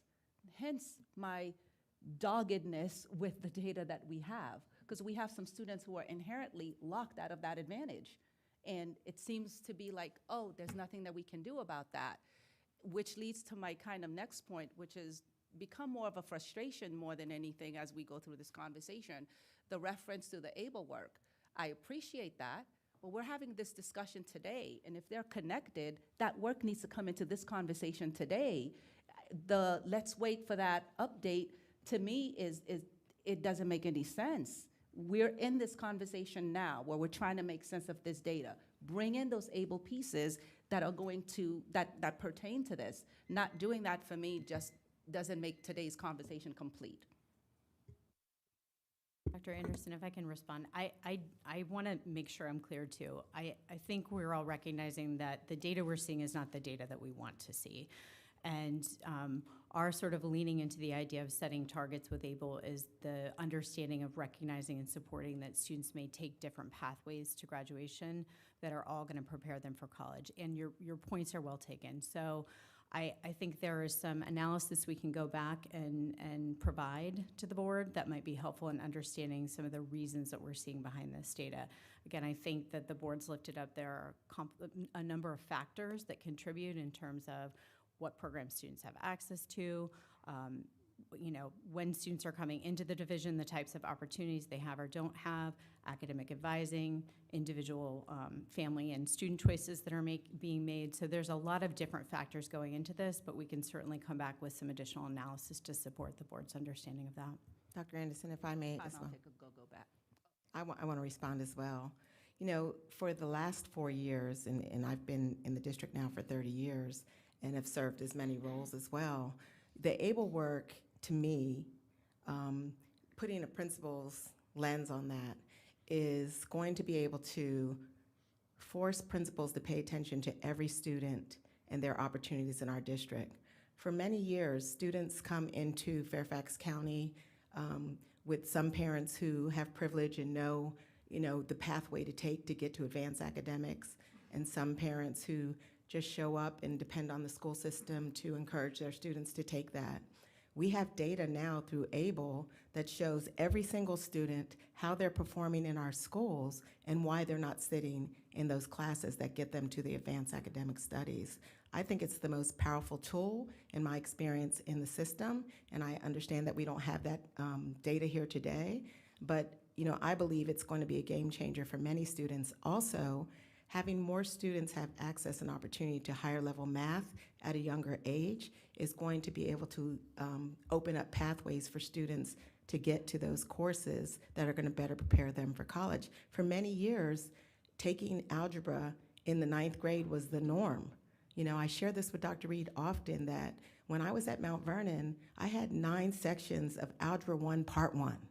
So my students weren't even taking algebra fully in the 9th grade. They had the first part in the 9th grade and the second part in the 10th grade. Those students were never going to get to the advanced diploma. Those things are changing. In the last 3 years, through the strategic plan, we have seen strategies that are going to change the numbers. I know we're all impatient, and I am as well, but I'm very, very hopeful. And in looking at that ABLE data, at least in our meetings, shows me that it takes away the excuses of students who are comfortably sitting in classes when we can be encouraging them to challenge themselves more. Thank you. And if I could just add, and good afternoon, almost afternoon, everyone. The ABLE work is more than just data that they're providing. We are actually getting hands-on help and support from ABLE. They are coming, working directly with our principals, with our counselors, working directly with our region assistant superintendents and Dr. Ponce, and helping with that analysis. So it's more than just providing the data and asking us to interpret. They're also then helping us with that analysis so that we can target and provide supports to individual students and families. Thank you, Dr. Anderson. Ms. Marin? Okay, so 3 things. I'd appreciate a little extra if that's possible. CTE. As a next step, I'm going to propose that we ask the superintendent to prepare language that the board could submit to propose legislation to fix this recurring problem. Mr. Malloy can identify the code in the state code, suggest the edits to the code, working with our staff. We can send a memo from the board to our legislators. I can coordinate as legislative liaison, and I can have it distributed by COB tomorrow. This is not a new issue, so I would expect that we can get the few little lines coded. I just sent a memo yesterday on something else about polling places that I had been developing. So let's fix this. I don't want to be here next year talking about this again.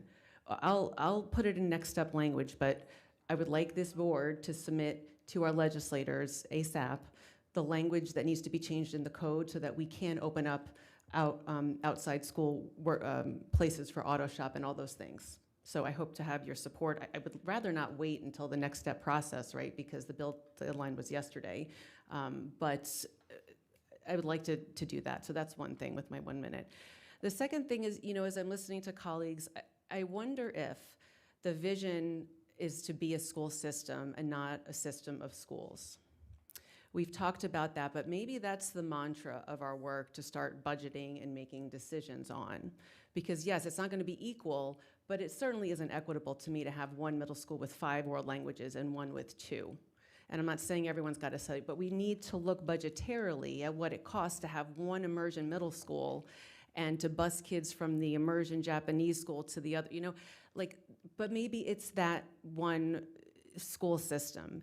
And we're going to have courage to make decisions that are difficult to go against our traditions because things are different now and our students and our families and our residents need different things to be met and the future of the workforce needs to change. Might I be granted another minute? You can have another go back. I can give you another 10 seconds, but not another minute. Well, it's hard to have a conversation I think this way. That's fine. We have a half hour left, is that correct? We do, and we have Mr. McElveen who's not spoken yet, and we've Sure. given people. Okay, Thank you, Dr. Anderson. Sure, I will take a go back and finish. Thanks, I'll try to be quick as always. So page 16, I appreciate having this up here already. So it was portrayed to us that the gap has declined between those interested or planning to attend college and enrolling in college. But indeed, if you look at 2024, we actually have fewer planning to attend college. So I think that's going the opposite direction than we want. Do we have a reason for that? We do not have a reason for our students specifically. I know that, we've sort of started to see in recent publications our students they're wondering about the value of college. I don't know to what extent that is in the hearts and minds of our students and their families. That's certainly something we can explore, why we're seeing a shift. That's much appreciated. And then I know I've asked this question before, and I don't remember the answer or if we got answers. But with the National Clearinghouse data, how disaggregated can that get? For example, if we want to see who's going to colleges, which colleges from individual schools, can you just give me a sense of how that can be disaggregated? Well, I'm going to see, I don't know, Jen, if you have a better answer than I'm going to provide on that. I mean, we get demographic data. I don't think we can get down to an individual student level data. Jen, do you want to help?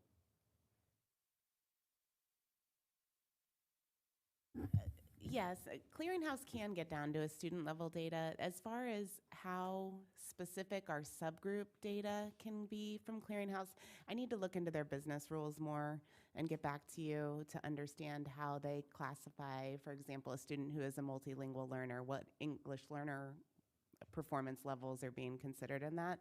But we can get all the way down to a student level and even see what degree they earned. I would love to have a clearinghouse-only presentation at some point, just because I don't think we make use of that data the way we could, and I think there's a lot there. I think it would be not only interesting, but useful for our school-level leaders as well. To Ms. Mirren's point on the language disparities at schools, so I've mentioned before, in 2013, we convened an internationalization working group. It identified these issues. It proposed solutions to eliminate the issues in vertical articulation and everything. And that report's been sitting there for 12 years, and the funding hasn't been there. But we already have the recommendations there. We just have to go back to that report and follow it, frankly. Obviously, things have changed in that time, right? And things have gotten worse. So we need to probably re-examine that. And then to Ms. Lady's point, it's great that we have Science Olympiad in every school. My daughter's still on a waiting list, so it's not that accessible for everyone. Thanks. Thank you, Mr. McElveen. Before we continue, in Ms. Marin's previous share, she indicated an interest in having the board consensus around taking steps to fix the CTE issue legislatively. That would not be something that we put on next steps because it's not something that is required for voting on the goal report. So this is not directing staff, but to show a consensus of the board that there's interest in proceeding with this, so that we can get it done short and sweet. Can we have a consensus of the board on proceeding to close that legislative loophole? All right, that's unanimous for all board members present, not a vote. But Ms. Marin, as our legislative liaison, can work with staff on making sure that that is done and gets around to all of us. All right, Ms. Sizemore-Heiser. Thank you. So, continuing from some of my specific questions, I want to focus a little bit around the goal around transition. Dr. Reed, I know in slide 27, we talked about workforce connections, I believe it's slide 27, pulling it up. We talked about workforce connections as a new class, and I believe there's a conversation here about ensuring the IEP discussions start at age 14. Or new guidelines to make sure that they start at age 14. I love the idea of a new class, and I'd love to learn more about that as you're developing a standard offering around, but what are we doing? We've been talking for a couple of years now about transition programming, the lack of programming for the middle kids, the lack of 18 to 22-year-old programming for the middle kids. Grade at age 14, that's when it's supposed to start. So we've talked about middle school conversations, and there's 2 ETRs at the middle school. So I'm just curious what's going on with all of that work that I know we've had lots of conversations, and we've talked to Dr. Edmonds Hurd. I don't see any of that reflected here. So I will ask Dr. Presidio to respond to that, because I know that's been a priority topic, because I know we've met multiple times on that.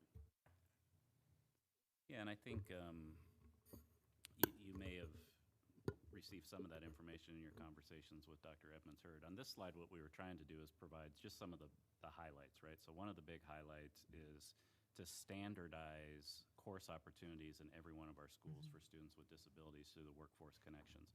So that class is, actually, we're going to discuss that a little bit in the next work session after this, but that would replace the Education for Employment class that was only offered at some schools, and this would be a standard course offering at every school so that every student with an IEP that wanted that support would be able to get that support. And obviously, it's teaching workplace behaviors, but also supporting students and families in finding employment opportunities, work-based learning experiences, and all of those types of things.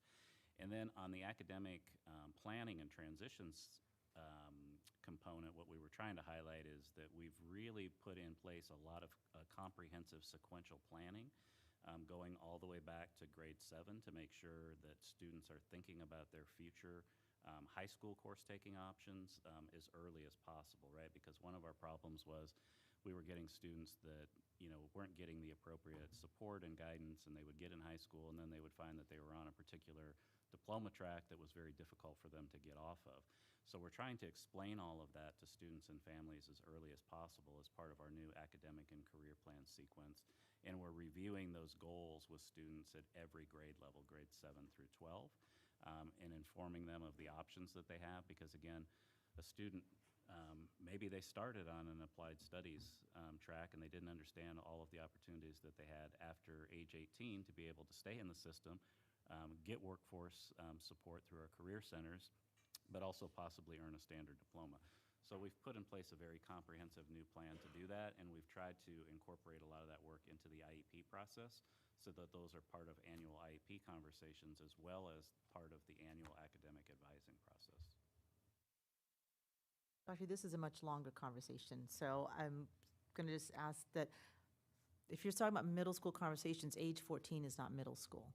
So I'm confused with what the slide says versus what you're saying. And I appreciate those conversations, but again, what gets reported on gets measured and gets done consistently across the county. And what I'm seeing is where we're having these and we're doing this, but I'm not seeing the reporting on it. And that, to be honest, is what I've been hearing for 15 years. What are we doing? I mean, we have the numbers. We've talked about this for Davis, Pulley, and STEP. It's less than 500 students access those programs. What are we doing for the rest of the students outside of asking them to give up an elective? Where is that information?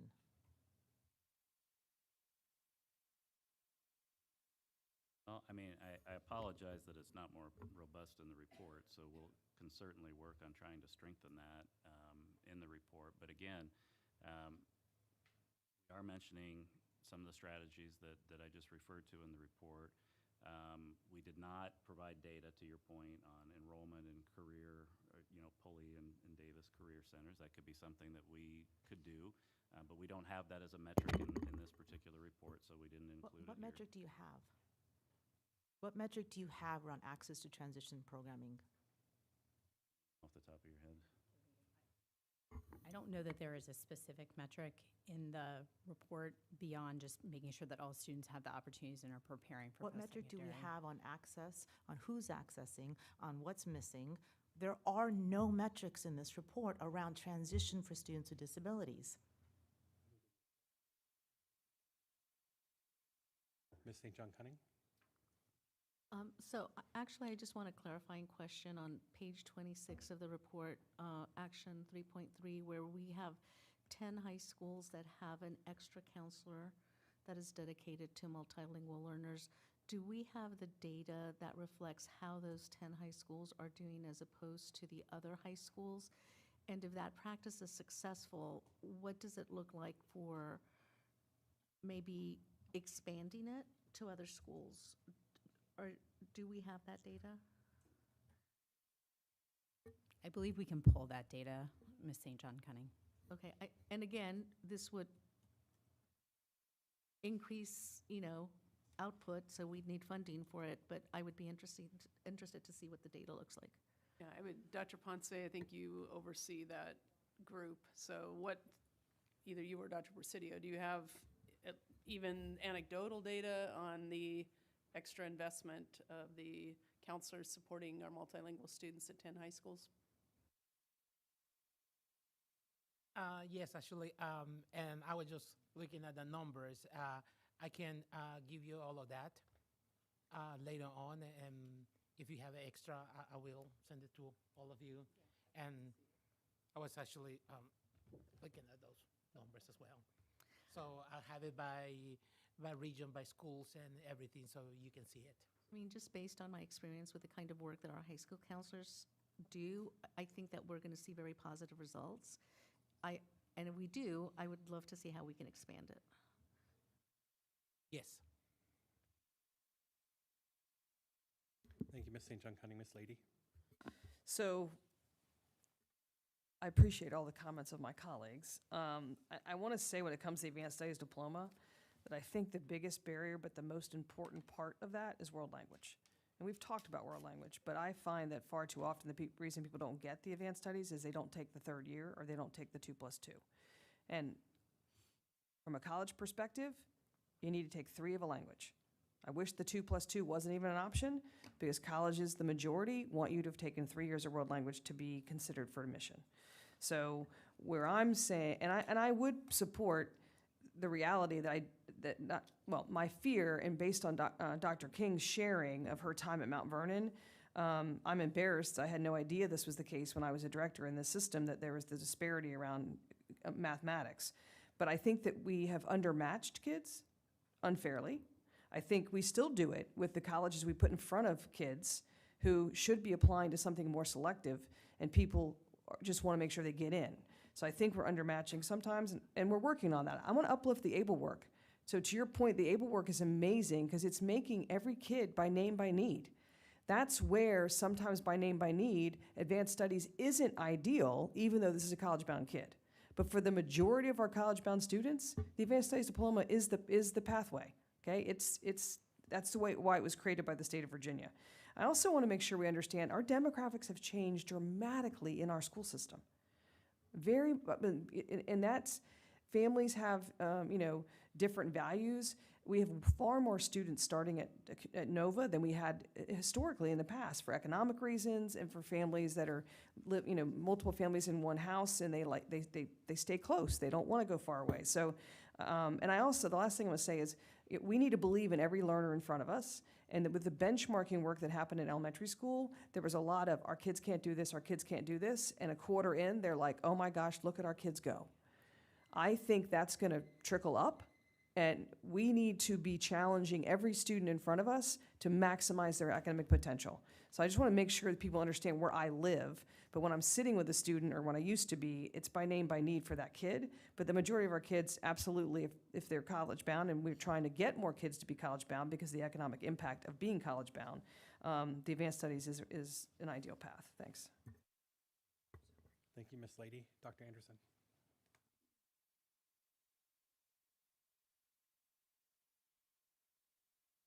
Thank you. I want to make sure I get to all of my points here. One of the things that I do want to share is I agree with Ms. Marin. We're either one school system or we're not.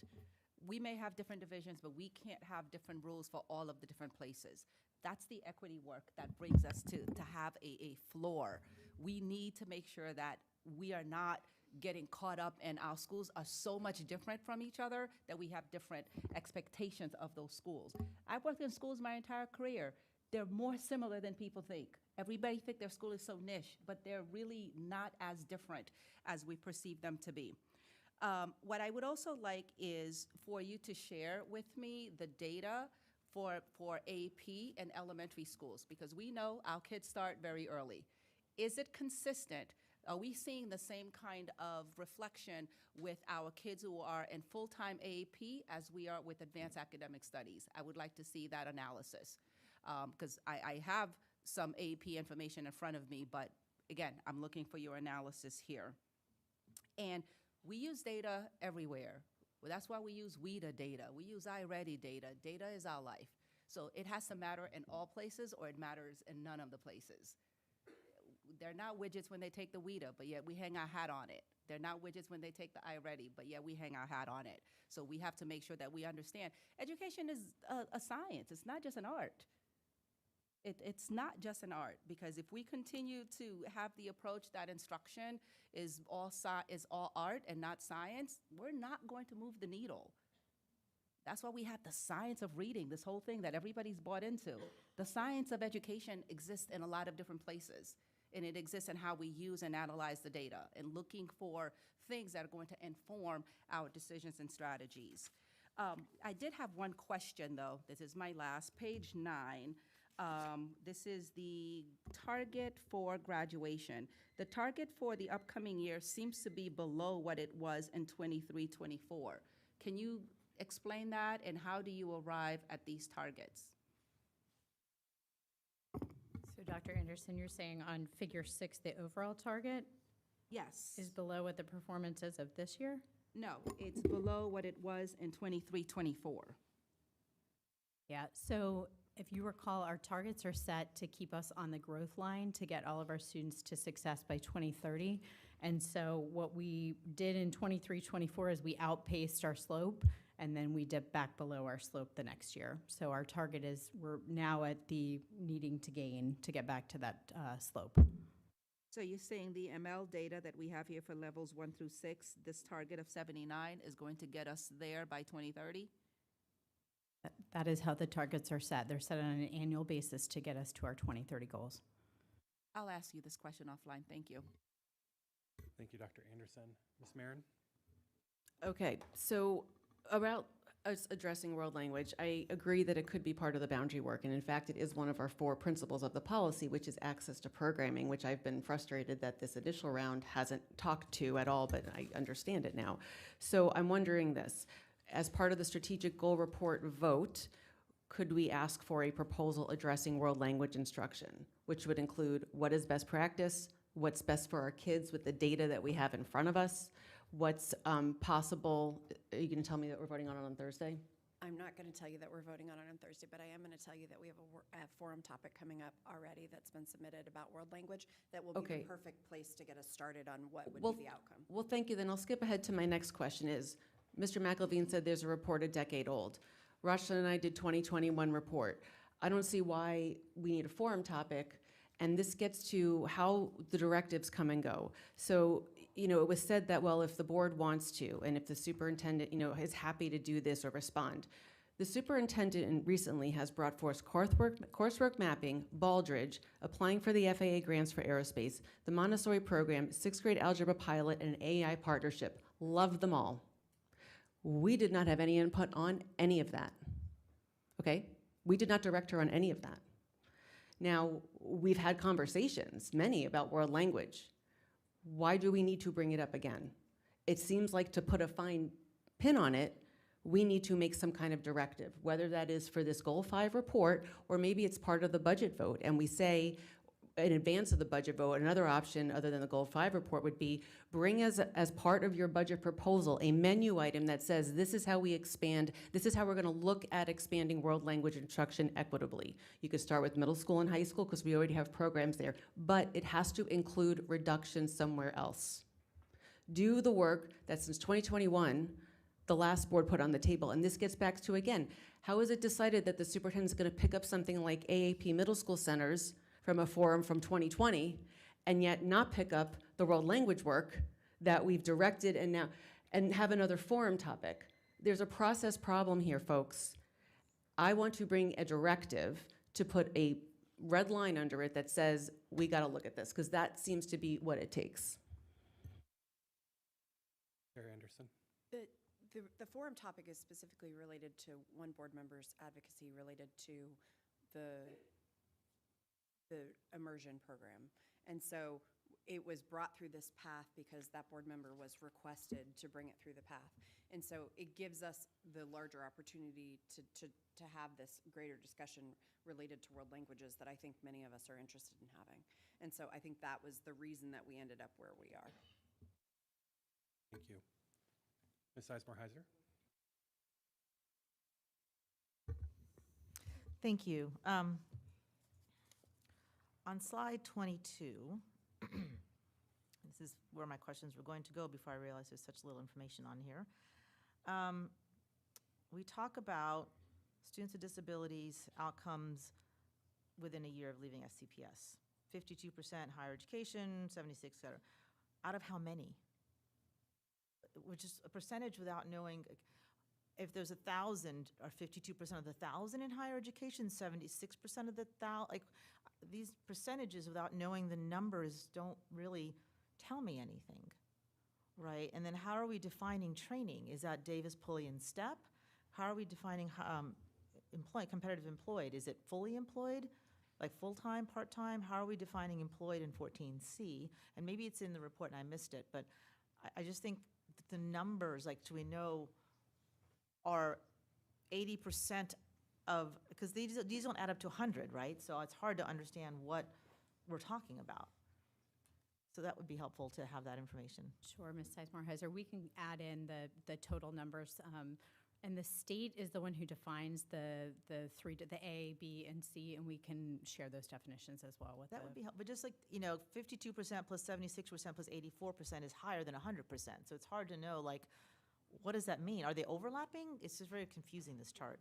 You are correct, Ms. Sizemore-Heiser. They are overlapping, so it's the first one, A, is just the universe of post-secondary, and then you're adding in higher education plus those students who are competitively employed. I'm going to just say some sort of big picture stuff here. I understand that the state requires a lot of reporting. I've said this before, I'll say it again. We don't need to just report what the state requires. This is our goal report, and these are our goals. We should report the numbers that make sense for us so we know what we're targeting. I also say this again, I don't think we should just be aiming for compliance. Knowing what to do in IEPs at age 14 is compliance. That's what's required by the law. I also say C says successful transitions. That is measure C. It is bolded. Why don't we even have one from DSS here in the room to talk about that? This is one of the worst examples of siloing special education students I have ever seen in a goal report. Thank you, Ms. Sizemore-Heiser. With that, we will break for lunch and return at 1 o'clock. Thank you all.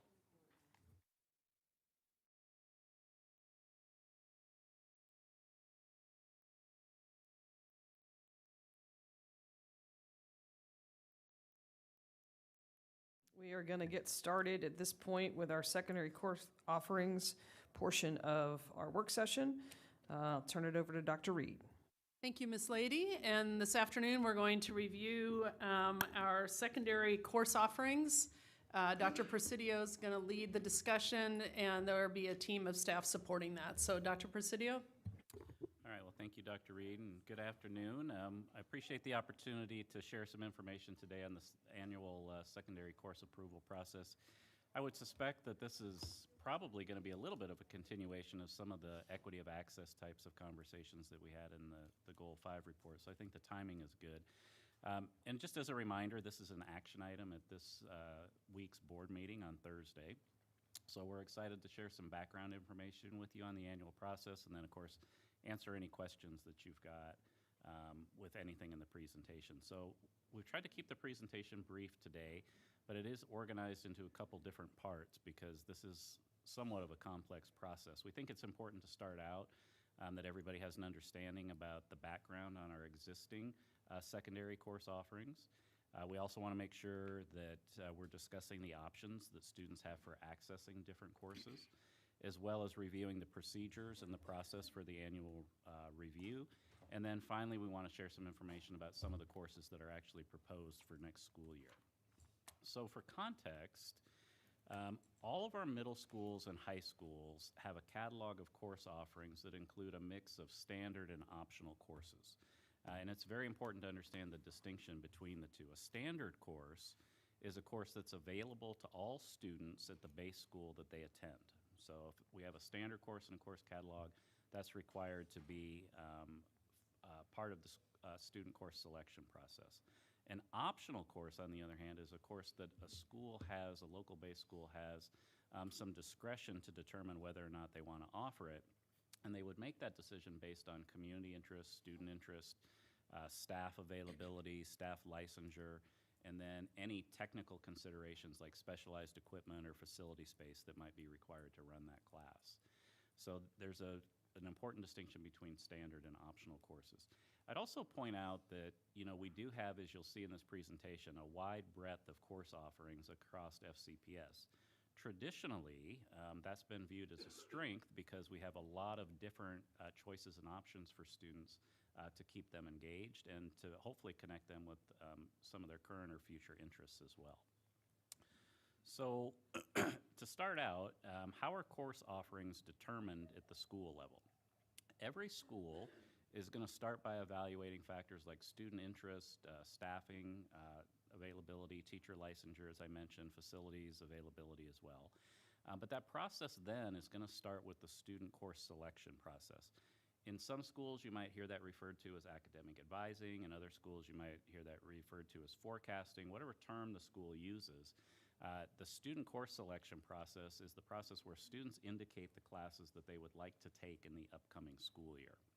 And again, all standard course offerings in the division have to be advertised at every base school.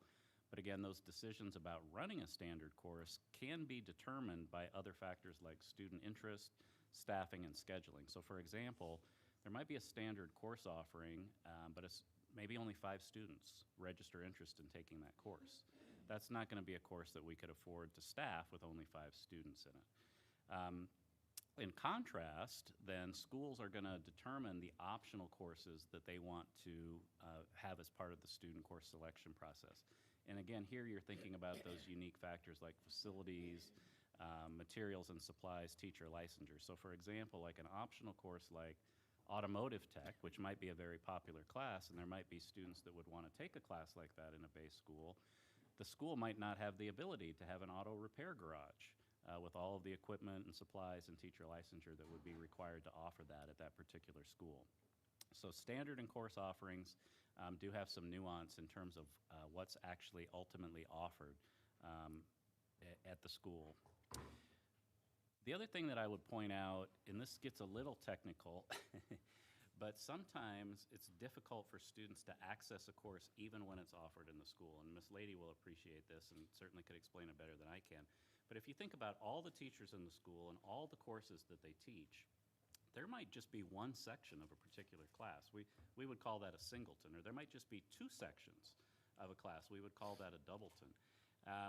And a student that has a lot of highly specialized classes, which many of our students do, might have multiple singletons or multiple doubletons, and they might not be able to get every course that they are requesting. So even when a course is offered, sometimes students won't actually be able to access it.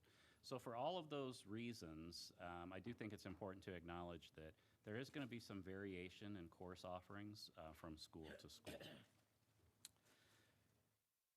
The next thing we wanted to share was kind of our current state of standard course offerings at our base schools. So you can see on the chart here that for middle school, we've got about 60 standard courses and about 100 standard courses at the high school level. So again, the chart tells you what those standard courses are, but just as you look at that in middle school, for all of our core content, language arts, social studies, math, and science, you're going to have a standard level of that class as well as an honors level of that class. And then at middle school, we're also having standard course offerings, obviously, in health and PE, Spanish and French, and then some of our core electives, art, band, chorus, some CTE, orchestra, and theater. At high school, we've got more standard course offerings. Similar to middle school, we've got multiple levels of many of these courses. Honors, standard, honors, AP, IB for the 4 core.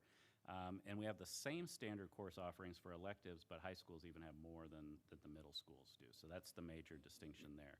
So quite a few standard course offerings. Of course, we've got a lot of optional course offerings as well. We've got over 500 high school optional courses. Now that does include all of the highly specialized courses at our academies, as well as the specialized courses at Thomas Jefferson High School. And we've got over 100 middle school optional courses. And those, again, are available across the content areas, and the optional courses provide a lot of unique opportunities for students to pursue things that are either current or future interest. So I think the other thing, though, with optional courses, and we mentioned this a little bit in our Goal 5 presentation, our courses still have to be approved by VDOE. So we can't just make up a course without VDOE approval. We need to receive that in order for students to earn the credit towards graduation requirements.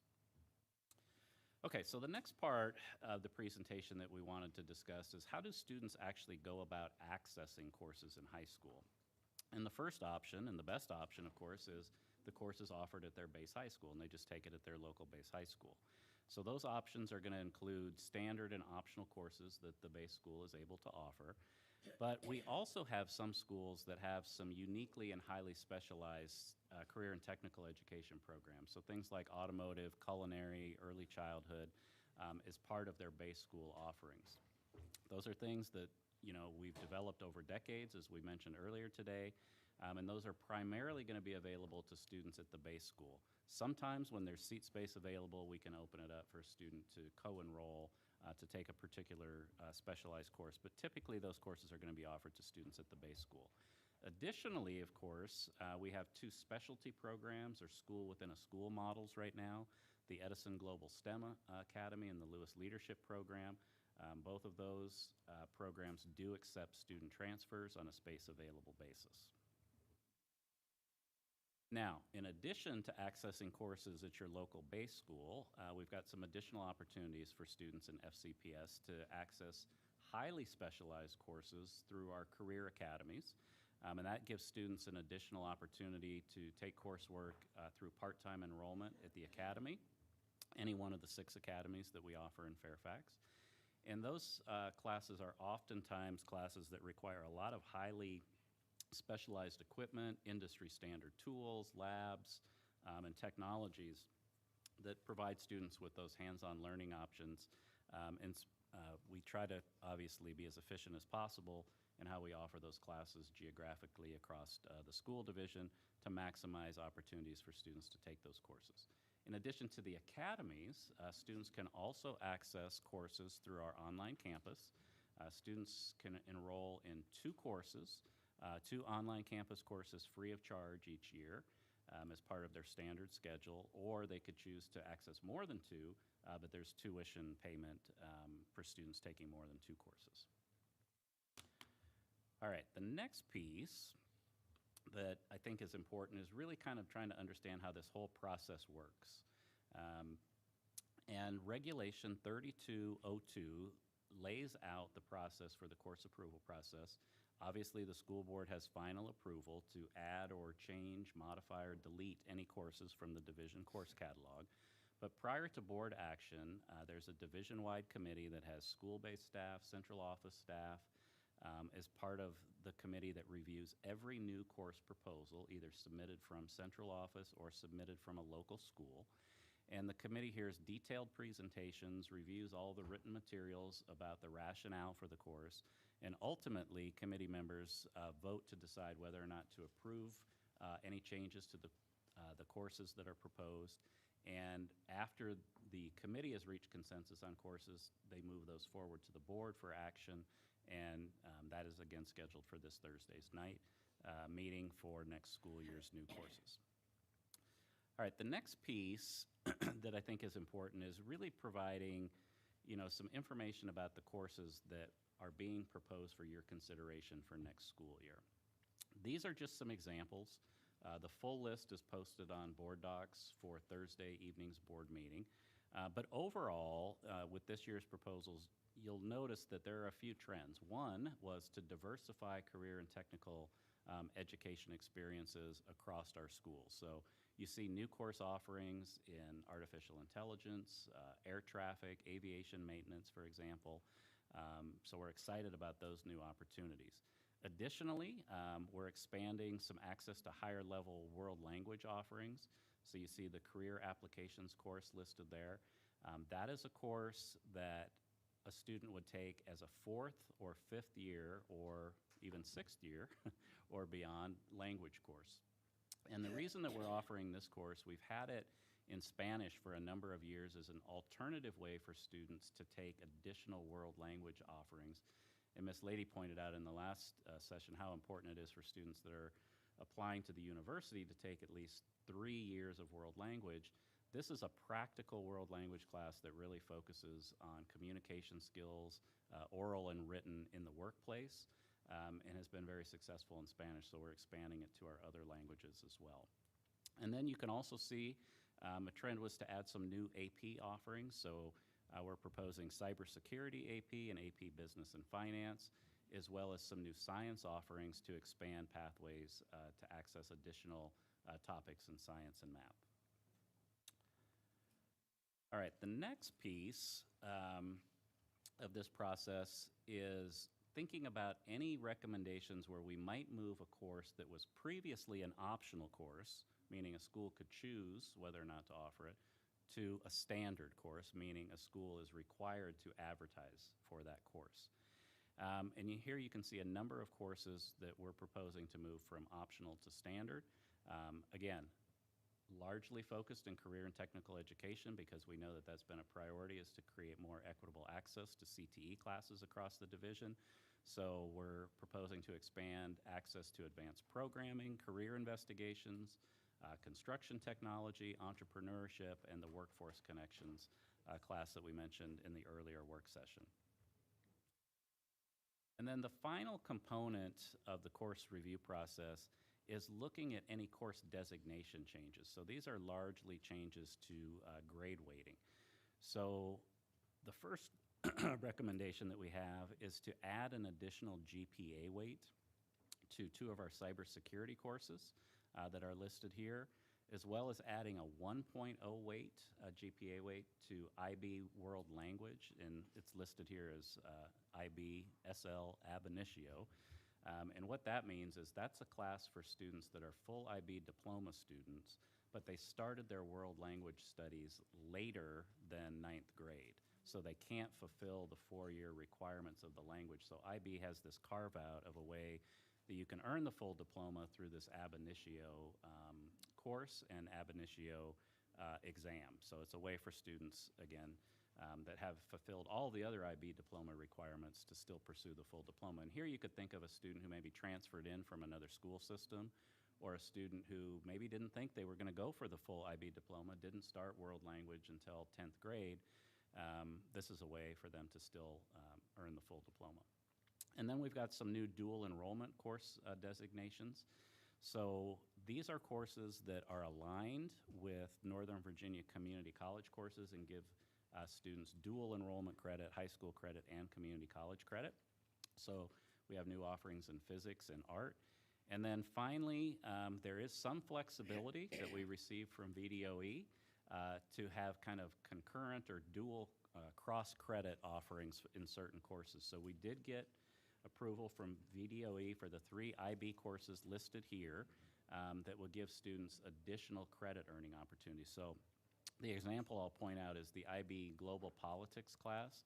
The state is allowing that class to count for world history credit as well. So we take that as a good sign with continued advocacy that we can get more of these kind of cross-credit courses approved by VDOE. And Jen and her team have been working on a comprehensive list of courses that we want to get additional flexibility for. And we'll be submitting that to VDOE pretty soon. So in closing, we just wrap up by saying, we're excited about this process. We appreciate the opportunity to dialogue with you about it today. We think these course offerings are going to provide some increased rigor as well as relevance and engagement opportunities for students across all of our schools. And we'll turn it back over to the board for discussion. Thank you. We'll start with Dr. Anderson. Thank you. I'm still trying to build some understanding here, so please bear with me. First of all, thank you for this, because we've never had kind of a presentation around this, just the opportunity to approve the courses, and it's helpful to have this background to really build understanding. So in that vein, here are my questions. You mentioned VDOE needing to approve all of the courses, whether they're optional or standard. What's the process that they take? What's the criteria utilized in order to determine whether or not these courses are appropriate? Well, that's a great question, and I think I failed to introduce Jen at the beginning of this presentation, so my apologies. Jen Glazer is our Director of Counseling, College, and Career Readiness, and she supports a lot of this work and facilitates this annual process. So I'll let Jen give you a little bit more details about the VDOE approval process. Great question, thank you. So the VDOE establishes which courses can count for graduation requirements, and then each school division may choose from them to provide those as offerings in their division. If a school division were to offer a new elective, as we do sometimes for pilot courses, then that could be done, but it wouldn't count towards the student's graduation requirement. So then they're not approving that per se, because we fall outside. So there's no way for us to submit courses for them to really approve. It's either we pick from their list, we pick from their list, or, bless you, thank you.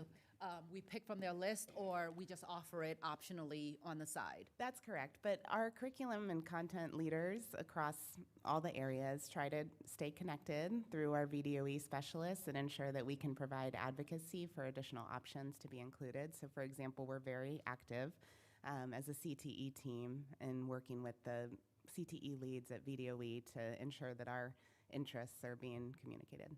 Very good, thank you. Next question, the optional courses, how do they come to be? Obviously, staff comes up with some of them, but is there an opportunity for a school or students to advocate for courses that ultimately become part of the fabric of FCPS? Yeah, absolutely. So those courses can be initiated really in two ways. One, from the local school. Obviously, the principal would need to support that recommendation, but oftentimes they come from a faculty member who has unique interests, talents, and skills that they're really passionate and excited about. From students in terms of a course that they might want to take. You might remember the impetus for our African American history class really came from our students in the division. So they can come from the school level, from school-based staff and students. Or they can come from the central office level, where we look at something like artificial intelligence, which is on this list, is something that strategically we know that we've got to really accelerate learning opportunities for students in. So that was something that came from the central office level, so either school or central office. So if a school comes up with an optional course, it's only at that school, at least for some period of time. How do we grow from that school to across a division? Yeah, so an optional course, again, is a course that would go into the division catalog that could be offered at any school. But for example, if I bring a course forward from my school and it's approved, I'm going to offer it, right? NARTIS may or may not have the interest. She might not have the facility capacity. She might not have the teacher that has the licensure for that. So she still has access. She could offer it, but she might choose not to offer it. So it's available, but not required. Thank you. And there are also school site courses that may start as a unique offering at one high school, and then if they grow, as has been the case with some of our optional offerings, then we could move them to the optional catalog. So I think that's where I was probably heading, school site courses. Do we have a listing of those courses that are only offered at specific school sites? We haven't posted that today, but we can certainly follow up and provide that. I would love to see that, if we could. I need to find that page. How are courses removed from the selections? Are they ever sunset? Is it because, oh, nobody's taken this course in years? Or once they make it to the catalog, they remain in the catalog forever? Yes, it does happen that they're sunset, though with 500 optional course offerings, obviously a lot of them stay in play in the optional catalog. They certainly, the content area teams are looking at enrollment patterns centrally, and then at school level, decisions are made if an optional course offering hasn't been run in several years because of student interest, they can submit a request to remove that from their optional course offerings. So there is a process that goes annually with a timeline that requires schools to work with their instructional councils, and then also preceding that, the central teams review the data and make determinations about what they'll recommend as well. Okay, thank you. Can you also speak to weighting? What is the criteria to determine whether it's going to be 1.0, 0.5? So we've tried to use basically college credit equivalent for the 1.0 weight. So an AP, IB dual enrollment class who would earn college credit would be a 1.0 weight, and then an advanced or honors level course at a 0.5 weight. Okay, thank you. Being that this is kind of a massive undertaking, there's lots of courses, lots of options, lots of things to even, educate us. And I am sure the students have the opportunity to become aware of these courses through their work with their counselors. What is the parent engagement, just so parents can be aware? Because sometimes kids will, take it on. Sometimes parents will need to be the pushers. How does that happen? So there is a course catalog available at every school. It's unique to each of our middle and high schools. There's also curriculum night opportunities for family engagement within the school building for parents to come.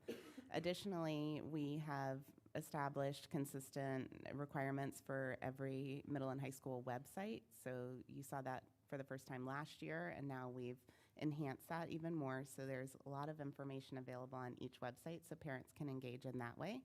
And then, of course, the school counselors continue to be a resource if parents have unique or personalized questions to engage in that way. Okay. Last question and comment. Some months ago, it's probably been over a year, she may not even remember that she mentioned this, but Miss Lady had talked about in her work at Chantilly, which I think she worked there for a little while. She had mentioned that she took the approach of signing kids into certain courses in lieu of having them sign themselves. So the conversation was around why you don't want to do this rather than, somebody having to be convinced to do it. Is that an approach that can be considered more widely? Because I see this as an opportunity to bridge the gaps that we talked about in the previous conversation in terms of access to kids who, as you mentioned, Dr. King, earlier, these kids are sitting and ready, just not being accessed. How does that work in the approach of course selection? And maybe this is not even a you question, I don't know. No, I think it's a great question, and I almost hesitate to bring up the ABLE work again, but I mean, this is kind of part of the ABLE work, is identifying those students that we know have the capacity based on their previous academic record to be enrolled in more rigorous courses maybe than they're signing up for on their student course selection sheet, right? So the idea would be to be more proactive about that process through our counseling department. And obviously, at the end of the day, a student and the student's legal guardian is going to make the decision about the final course offerings. But by taking that more proactive, affirmative step of saying, hey, we want you enrolled in these rigorous courses, we know that you can do it, that's a better way to start the process than trying to convince somebody, hey, you should sign up for this, right?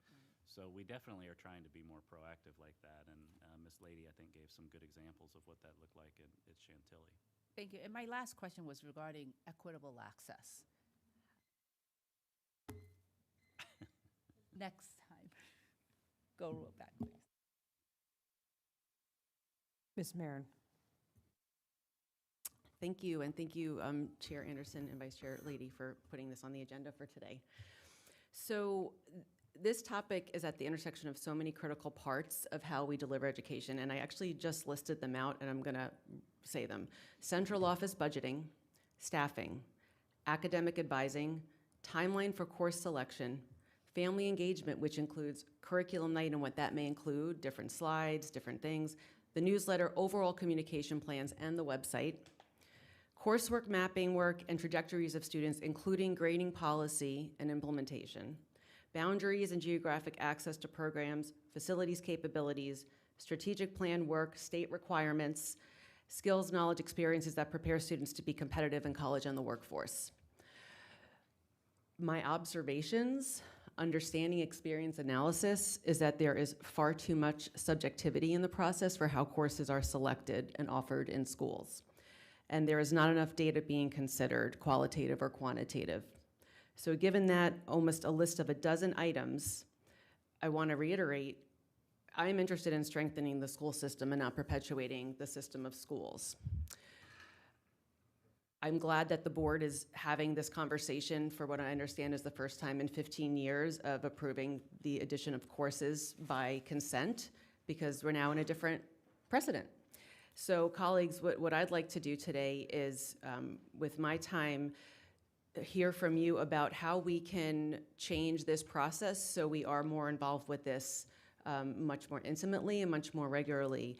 I'm wondering if we can move to a model where, like we use for approving basal materials, where it's a set process.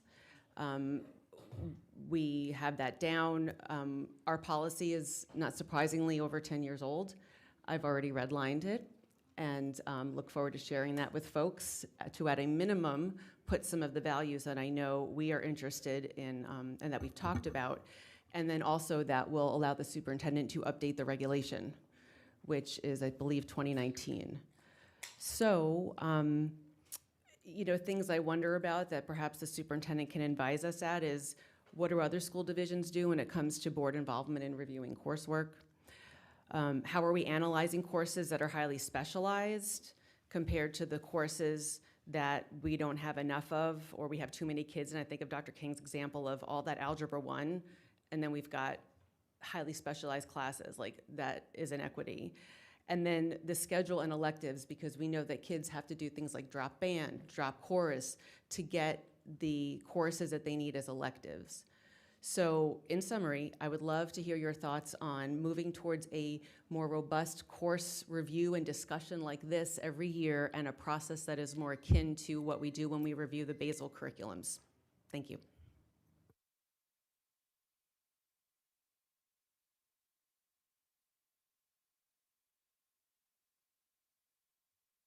Mr. Frisch. Thank you. It's always interesting to have this conversation, especially sitting next to Miss Lady. Some thoughts. In general, I am in favor of an approach that engages the board so that we're aware of why decisions are being made and measuring the efficacy of those decisions after they're made. For the basal system, we appoint people, and eventually the recommendations get to us. We review materials and we approve, generally speaking. Sometimes we pull back when there's not enough money. I don't know, and this is probably part of that conversation if we get to that point, I don't know how the timelines would gel for that type of deliberative process and how quickly something like that could be implemented. I think it's worth exploring what that or other alternatives. To Ms. Marin's question about what other school divisions boards do, I'm going to jump out on a ledge and say nothing or very little. That doesn't mean that we shouldn't be doing anything, but we do a lot more than most boards do. Not better, not worse, just different. And so it's always, something driven by the desire of the board. I think, if I'm guessing, the reason that we've always done it this way, or the way that we currently do it, is because that's what has been expected from past boards. And I'm not opposed to continuing that path, provided we have a conversation about what's the end result of those choices, right? Because in theory, if the superintendent's team is proceeding in this way, we have ELs to govern this work, and as long as we are being kept in the loop about what the result is, and the result should be tied to the reason that we did it in the first place, right? Then we have work to judge. So I think the conversation's worth having, and look forward to the conversations in governance about what the policy might look like. And I know some of the meatier pieces of it would probably be addressed by staff there before it comes back to the full board. But it's certainly interesting. I'm very eager to hear what Ms. Lady has to say, because she did work in Chantilly High School for many years, as Dr. Anderson worked in Loudoun County Public Schools for many years.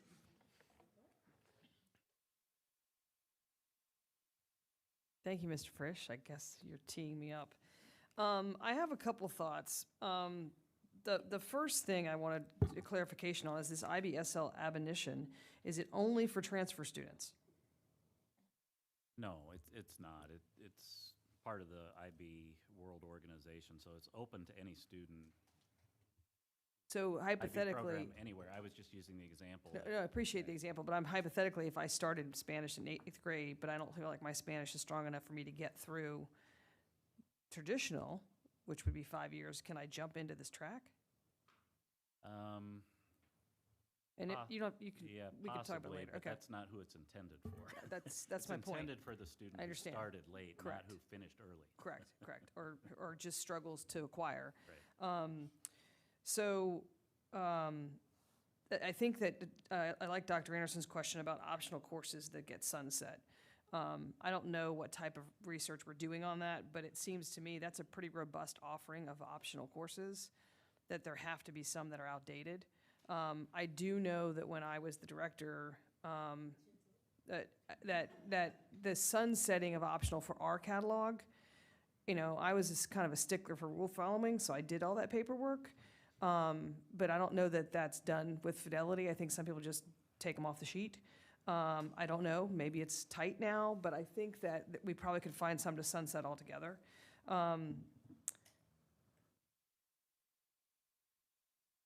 To Ms. Marin's point around understanding this process as it moves in real time, if memory serves me well, we had to propose that we were going to add an optional course in like September or October. It's very early in the academic year. And then as VDOE rolls out, or as we decide we want to look at certain courses, could we possibly use the Friday letter to just roll those steps out so that once we get to this, if we do this annually, we've been following it along in the Friday letter. Here's the classes that central office staff think we're going to add, or whatever. I just think, is that possible to use the Friday letter? Is that? Yes, ma'am, that's possible. And the biggest thing I want to say is, I have one other idea, but I want to say this. One of the things I was told repeatedly when I got on the board was, we don't do operations. You do policy. You don't do operations. This is an operations. This is a lot of operations. And that's why, to Mr. Frisch's point, other school boards don't get in these weeds because it's called operations. I mean, I think it's healthy to have conversations, but when it comes to certain things, it's never been the role of the board to meddle that deeply.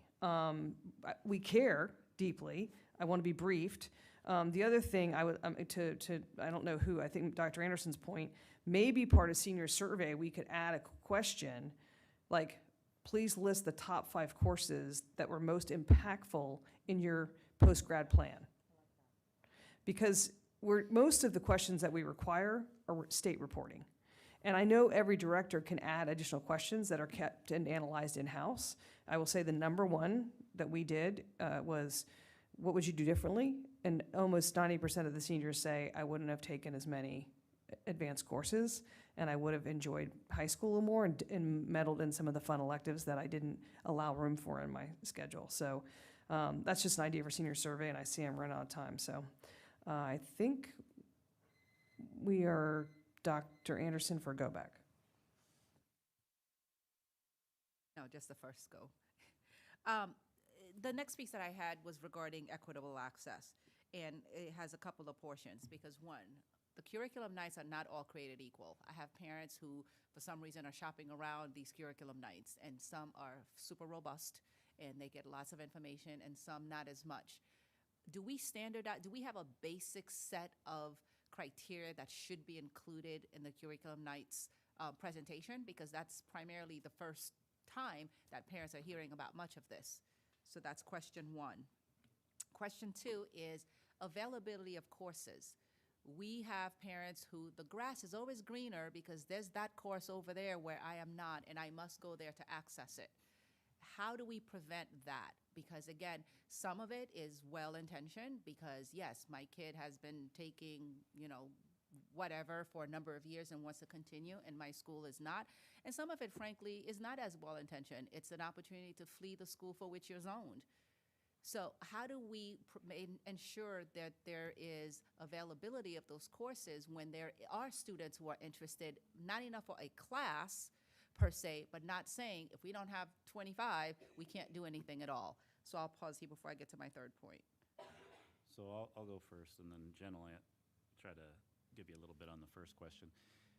The equitable access, is something we've talked a lot about as a board, and I know that that's a priority. So, again, some of these new course recommendations are intended to create more equitable access in areas that the board has had discussion around, particularly some of the CTE courses, for example, right? But I do want to point out that we have a lot of course options on the online campus, right? So many world language courses, many CTE courses that don't require the hands-on components. So we've tried to use the online campus and the academies as ways to provide equitable access to highly specialized courses that typically couldn't be offered in every base school because of the cost, facilities. Again, I'll use the auto tech example. It'd be very costly to put a repair garage in every single one of our base high schools. But by having that through the academy, that's something that students can access more equitably. So those are the types of strategies that we've used, but we recognize that there's a lot more work to do, and we're not in the perfect place right now. But we're working towards creating more opportunities for students. And one of the things that we discussed in the October work session was we're working on a CTE expansion plan that we should have ready pretty soon that would look at some additional strategies, maybe more schools within a school model where students could access some of these programs either on a full-time or part-time basis. So we're looking at a number of different things, but it's going to take a lot of multifaceted strategies. There's not going to be like a one-size-fits-all. Not every school is going to be able to offer every course. And thank you for the question about the curriculum nights. I am really excited to share that building off of the first step last year, which was to standardize what's on the public websites, this year we have worked very collaboratively with the directors of student services at both the middle and high schools to establish a checklist of what they should have included, generally in their academic advising, but also more specifically in the curriculum nights. So we have a checklist of considerations for their curriculum nights, and they've been wonderful in providing feedback and getting normed around making sure that the most important topics, from graduation requirements to course sequencing and the specialty programs, are all included and covered. Thank you. Can you speak to a little bit the academic advising that you just raised? What's the adult component there for guardians and families? Because it's possible that a kid picks all these classes and the parents don't know anything about it. That's true. The primary focus is to ensure that students have personalized planning sessions with their school counselors, and the means that we've used to communicate with parents have primarily been parent view or mailings, depending on the school. So every parent should have access to see what their student has selected before that final date to make changes before the end of the school year. Right. Has access is one thing. Everybody has access to a lot of things that you can't necessarily put your finger on. I guess what I'm asking for is a little bit greater accountability, like a parent checkoff, because that does not exist. And I do worry, because having my kids go through, I'm like, oh, what did you get? Well, la-di-da. I'm like, nope, we're not doing that.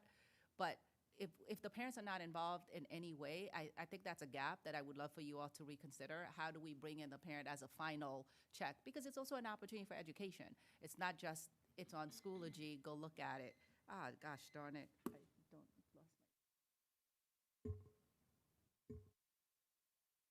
Ms. Sizemore-Heiser. Let me just follow on what Dr. Anderson said. Last year, I was very clear that we needed and required a parent checkoff for moving forward. So we will talk about that, because parents absolutely should have a sign-off on a student schedule. So we'll talk about how to incorporate that for this year. No, that's an essential part of the process. So I'll work with Dr. Presidio and Ms. Glazer to make sure that that's incorporated and implemented this year.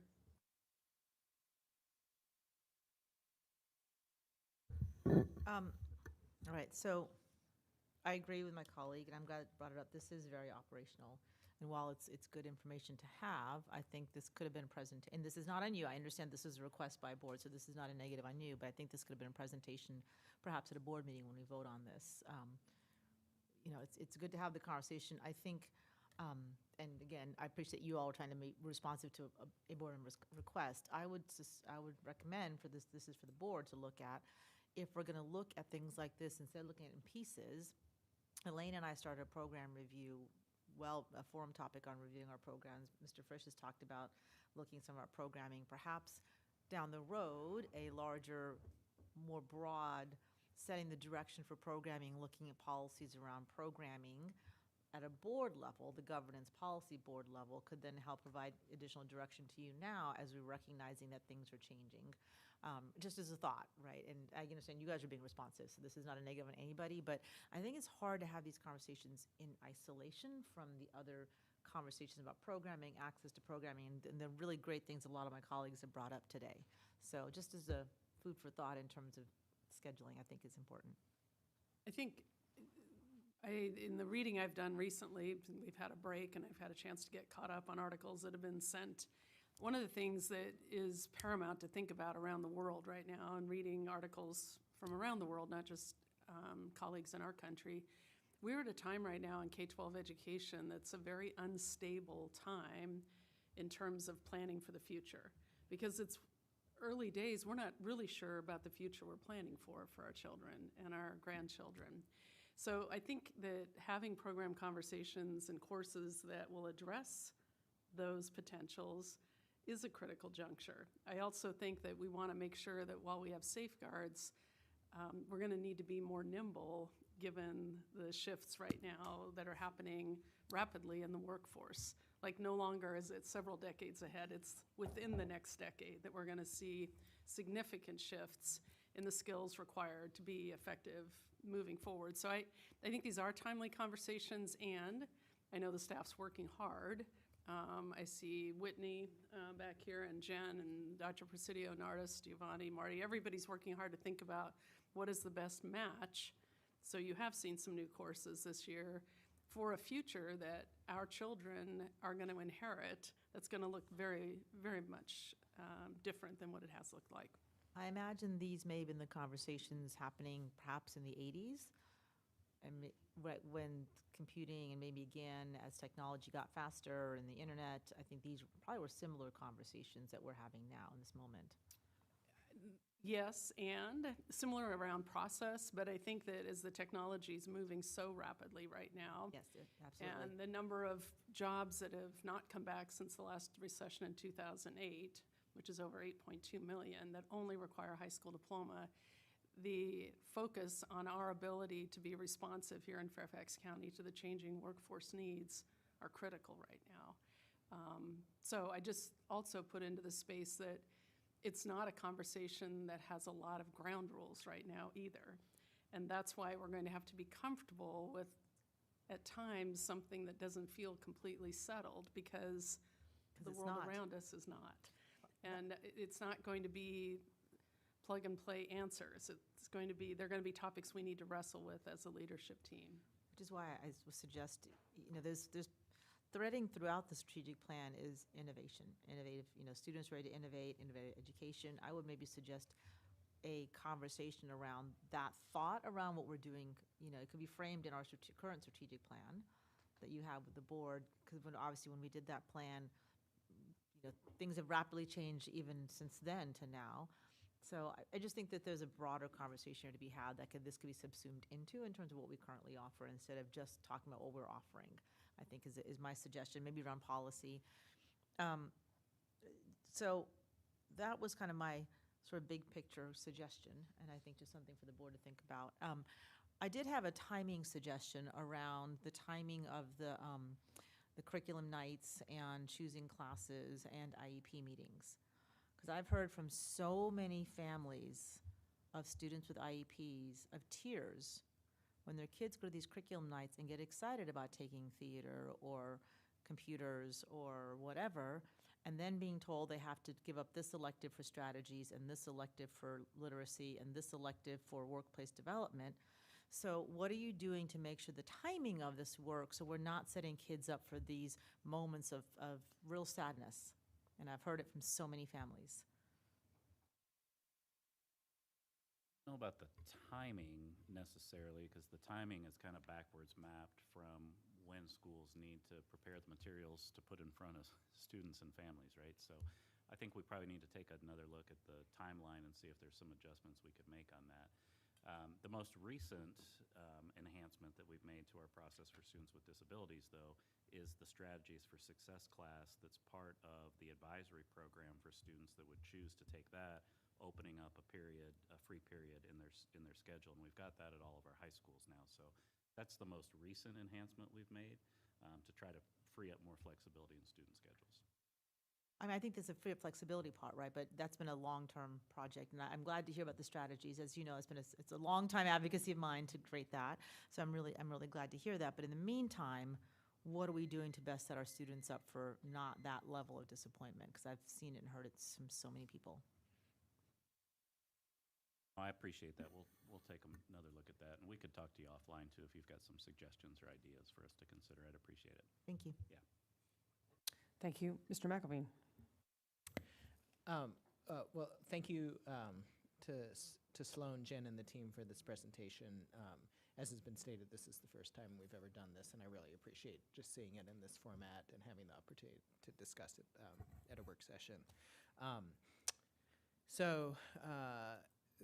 One question that came out of this for me was, I don't know if this is still the case, but I believe for many years we were one of 5 districts of cyber excellence in terms of our cyber education. And so there have been several changes when it comes to cyber on here, right? So first was adding the weight to Cyber Cisco and the Systems Tech courses, and also adding AP Cybersecurity.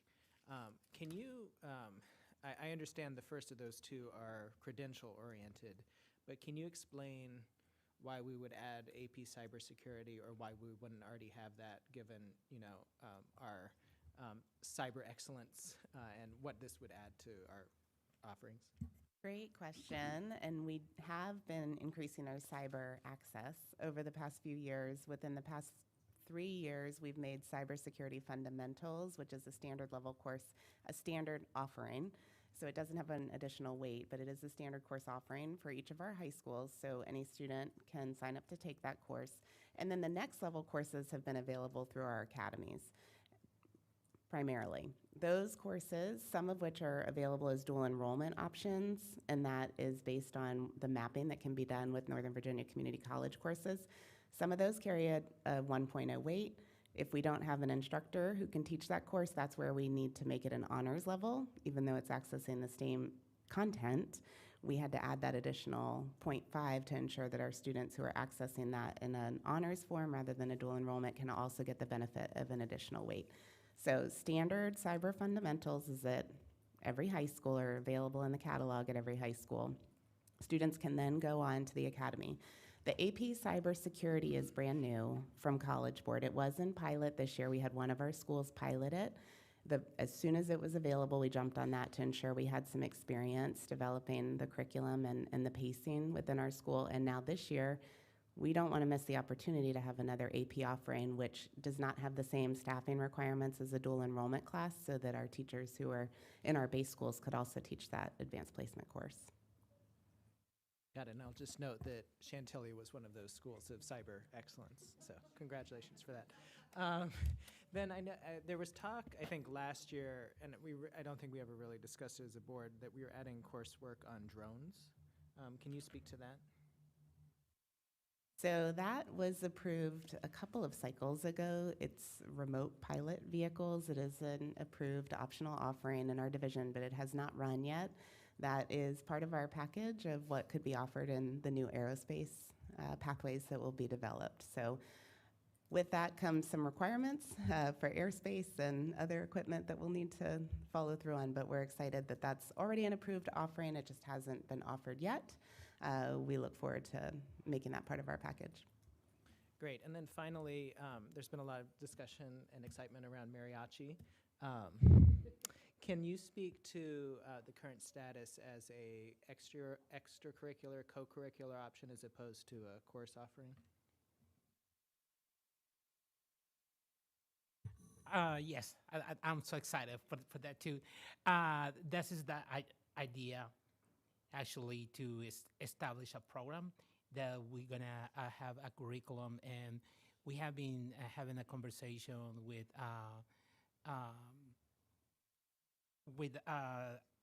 Nova, and to see if actually we can transfer that up to the university as another state that they do have. So that's the idea. Has been a little bit of trouble because we have not been able to secure a professor. Yes, has been really, really hard. Yes, we have tried several times. I know that one of our dear board members has been very supportive on that, but it has been very hard. And so we have tried 3 times, and the 3 times didn't work because we don't just want to bring someone who's going to be just teaching the students just one time. Hey, it has to be someone that will elevate and make that a program, and after a program, not only here at Fairfax, but also bring it to the university level. Okay, so we might see that in the future. Is that what you're saying? No, actually, it's going to be this coming semester. We have some candidates. We expand. We have been talking with Dr. Sheehy, who is from Fairfax. He is our, let's say, mentor and helping us.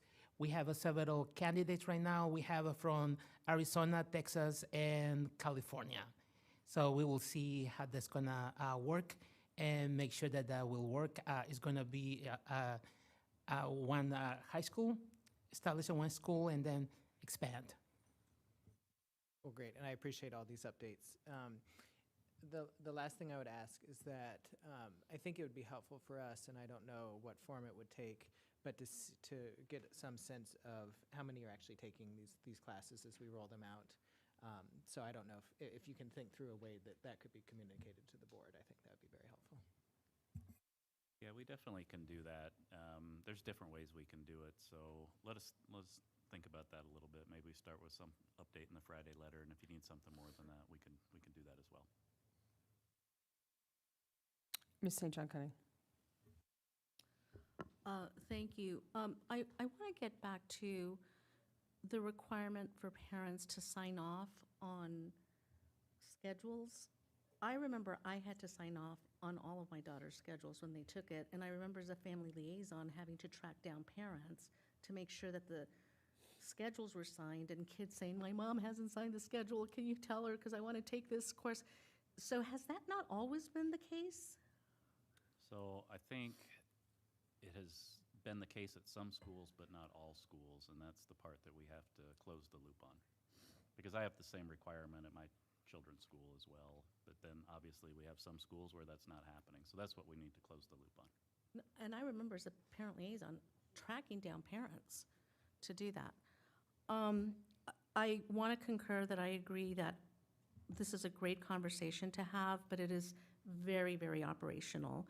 And to that extent, I think we need to trust the experts on that and then have you give us the presentations, give us the feedback, and then, us getting a little bit more information in terms of how it's being taken, how it's not, or where it's getting taken. The other thing I want to recommend when we're talking about CT programming and space, I know that there has been some conversation with some of our Board of Supervisors where they might be able to provide space in some areas. And I think that, we're going to be having that conversation this afternoon, and having that kind of partnership would be really important to. Oh, yeah. No, but having the space for some of these classes, I think there's an appetite with some of our Board of Supervisors, and I think that would be a great partnership to have. So I just wanted to mention those things, and that maybe we should pursue those partnerships. And I think with some of our members on the supervisors board, there's an appetite to provide some work skills training in specific designated spaces that may not be the schools. Thank you. Ms. Anderson. I'm going to be really fast. You're going to get two of my sayings in one. First of all, I think that we are in a plastic moment. And this happens throughout time, right, where you have moments that are set in concrete, and then you have moments that are plastic, and they're easier to move things. We are in a plastic moment, and there's a benefit to that, is that we can be nimble and we can move quickly, but it's unsettling when you're in it. And so I think that if we are going to be responsive to what our kids need, we need to move through the plastic moment and allow things to be plastic and allow us to be able to be nimble. And so I am very comfortable being in the not knowing on this. I want to know. I want you to come and tell us what we're doing. I want us to have the conversations about what's working, and I want us to celebrate the successes with you guys. I want us, I want to hear about the optional courses that are working. I have said many times that the work I do professionally is related to a pilot program that was run 30 years ago that now is a standard course offering in all of our high schools. And so there are kids out there that are getting skills here, and that's the only formal training I ever had. And it was expensive. It was crazy expensive back then.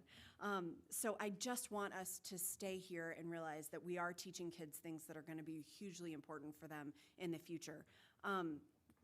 One thing along with the strategy stuff is that I want to mention that we need to make sure that we're doing that in middle school too. And the reason I say that is we have so many middle school offerings that are like a preview of what other electives could be, is that I almost think it's more important to have it at the middle school level than it is, the high school level, of course, is important too. But getting that elective back at a middle school level where they are taking the surveys of figuring out what their interest areas are, I think is really hugely important, and utilizing those advisory times as much as humanly possible for other interventions that are available. So I would absolutely advocate for getting those in our middle schools too. Thank you. Mr. Moon. Thank you, Ms. Lady. For whatever it's worth, since we are already past 2 o'clock, I don't think this is the first time board had this kind of a discussion. It was well before you guys' time, even before any of the LT members' time, that when we used to have subcommittees, we had a committee called Instruction Committee.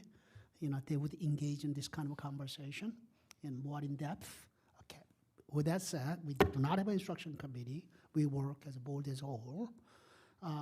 But I want to digress a bit, quite a bit. I know that we are talking about secondary course offerings, but in elementary schools, do we have any room? Do we allow any electives to be offered by schools? Well, the elementary program is a lot more standardized, obviously, than the secondary program, but there's still differences, right? Some schools offer world language immersion programs. Some schools offer world language FLES programs. Some schools have a STEAM program. Other schools have more environmental. So typically what happens at the elementary level is all of those specials is the term, or we would call them electives, at the secondary level, that's what provides for the teacher planning time, right? That's where the teacher planning time comes from. When students are in their special class, teachers get their planning time. And there has been some discretion on the part of school principals to determine what their special schedule looks like. We still standardize art, music, PE, library, all of those things. But world languages, STEAM, environmental, you'll see some differences across some of our elementary schools there. So elementary schools could be creative in coming up with their own elective programs for their students' needs? Yes, but within a relatively small. Small. Yeah. Well, I get that because there are certain requirements from us by state and et cetera, and they have to meet those requirements. Okay, thank you. So we are technically out of time. I'm happy to give a minute to someone who really feels like there's something they really need to address. Ms. Marin. Yeah. So, I wonder, the conversation I hear seems to be more about academic advising and course selection, and that's a very worthwhile topic, and I don't know the policy off the top of my head, But for me, this is about budgetary limits and seeing what we can afford. We no longer may be able to afford really specialized courses, as was mentioned. I'd like to know how much it was cost. And as it was said today, programs have been added here and there over time by advocacy, not data. For me, it's also about equitable access, that there are 2 language courses being offered only in high school currently, when half of our elementary schools have 0 world language instruction, is a budgetary decision. Okay, and the board does have a role in course development. We had an academic matters about AVID. The superintendent is bringing forth a policy to governance to talk about AI. I'm hard pressed to vote on a policy or help create it when I don't even know how it's going to be used in instruction.